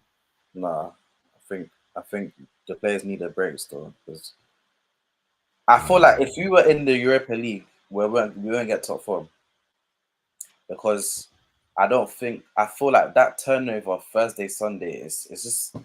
It's too much. I hate the Thursday, Sunday ones. I hate that one. Remember that game? I can't remember who we played in the Europa League, and then we had to play Aston Villa on the Sunday. Bro, we got battered, bro, because that man were just tired.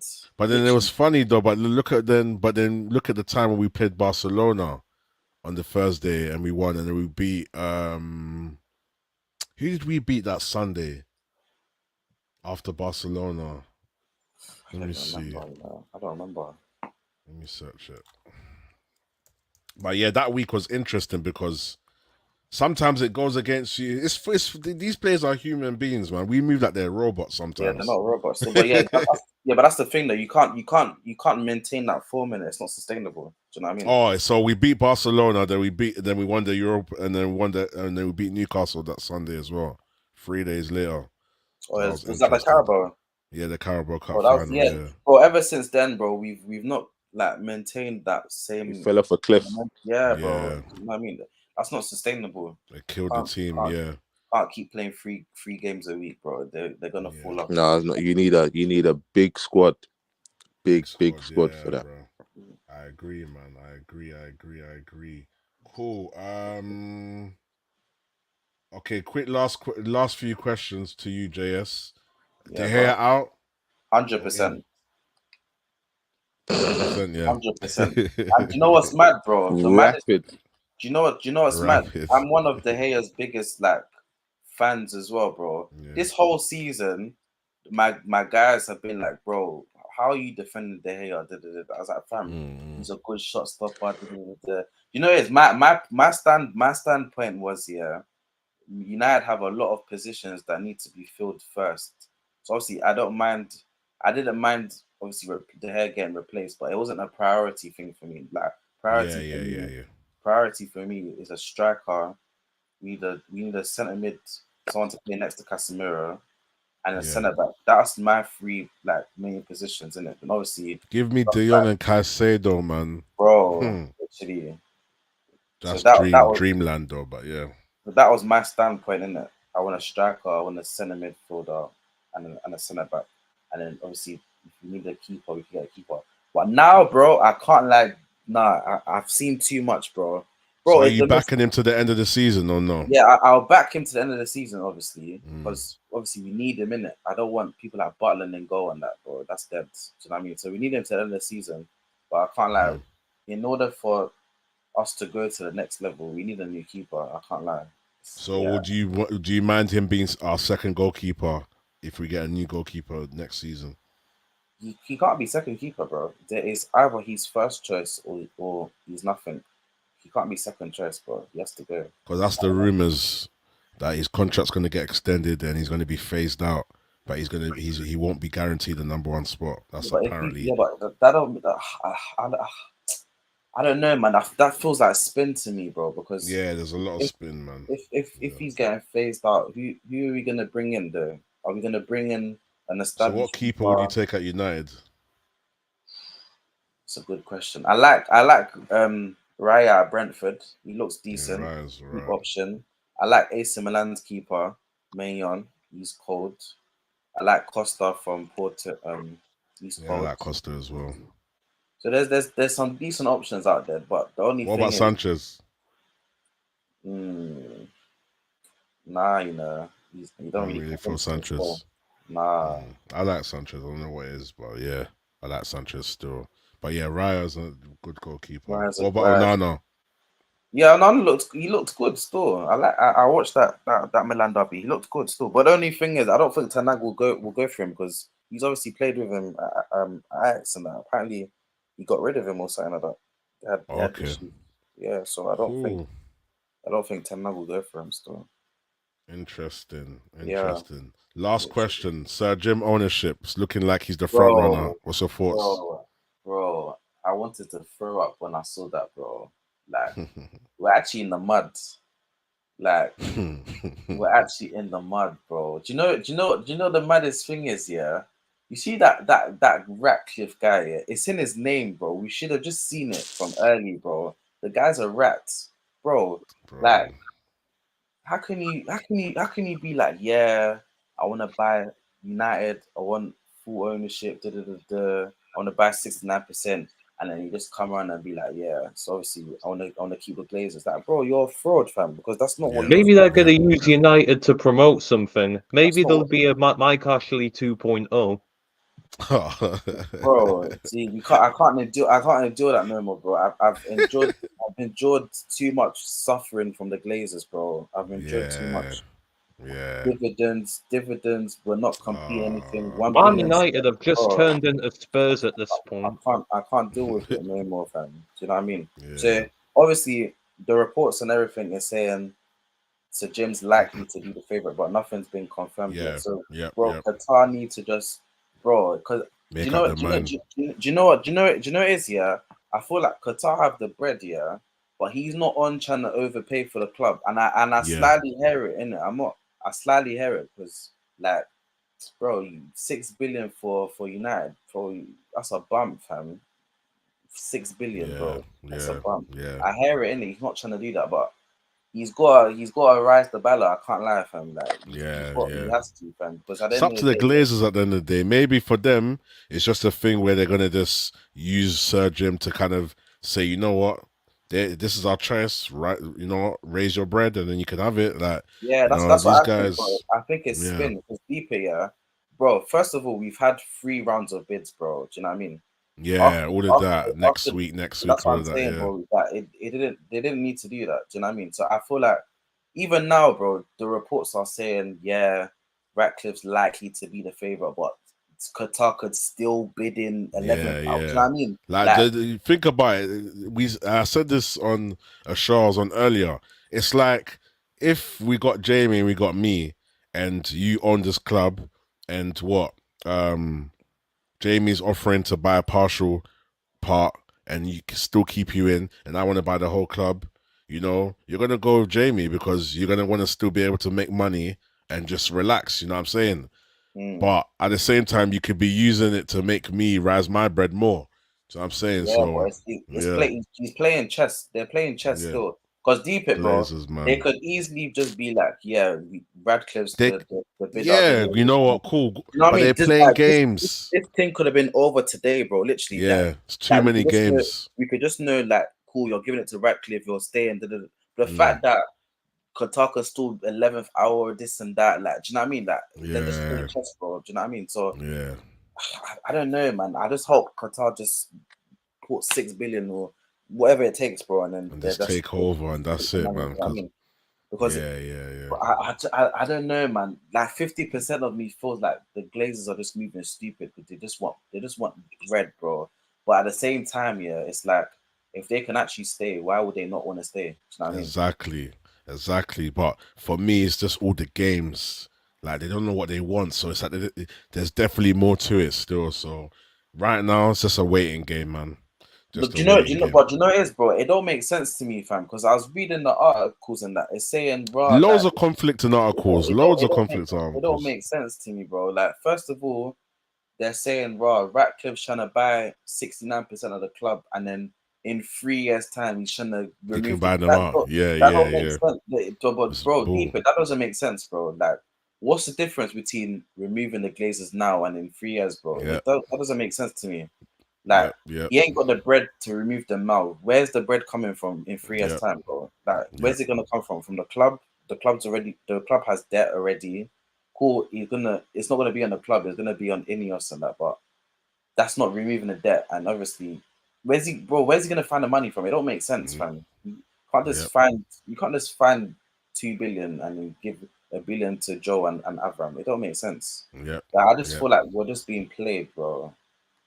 Like, it sounds good. Like, yeah, I'm gonna buy the club and everything. You know, he's a local lad. He's from Manny and all. Bro, it's just the media, bro. I don't like the media, fam, because, bro, they've just been cutting for this Radcliffe guy from day one, bro. All these journalists, pundits and that.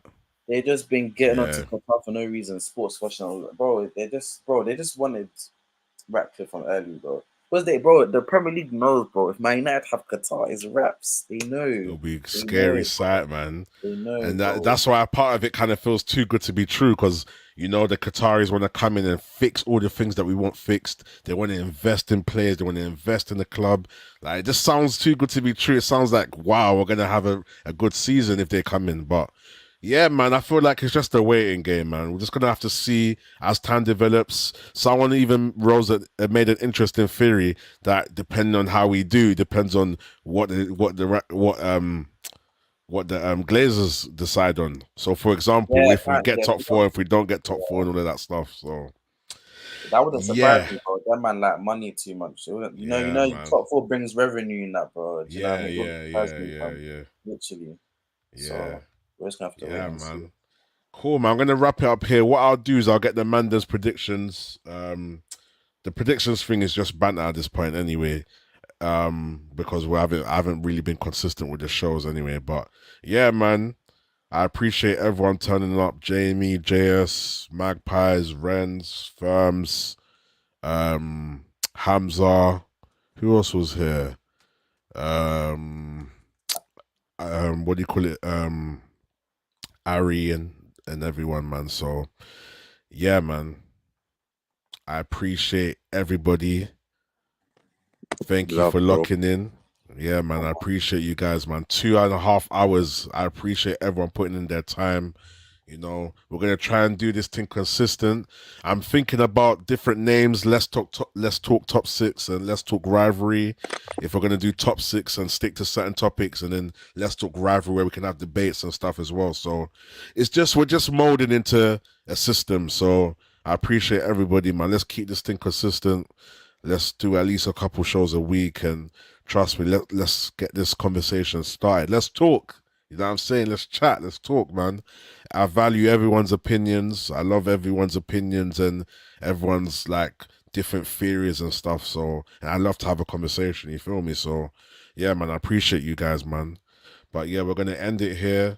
Please, you guys, if you can get people to subscribe and follow, and you know, get them to tune in, and even if they want to be part of the show, I'm ready, man. I'm ready to have these conversations. On Sunday, we're going to be doing Let's Talk Double Standards.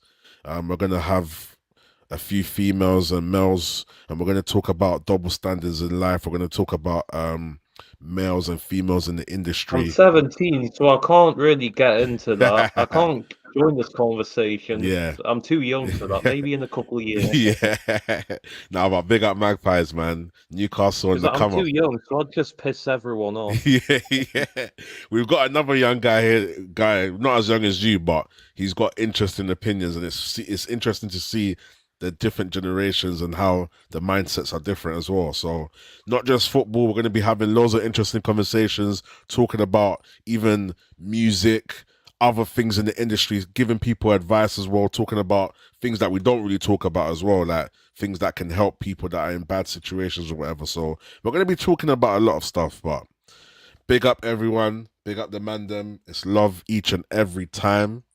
And listen, we are out. Hey,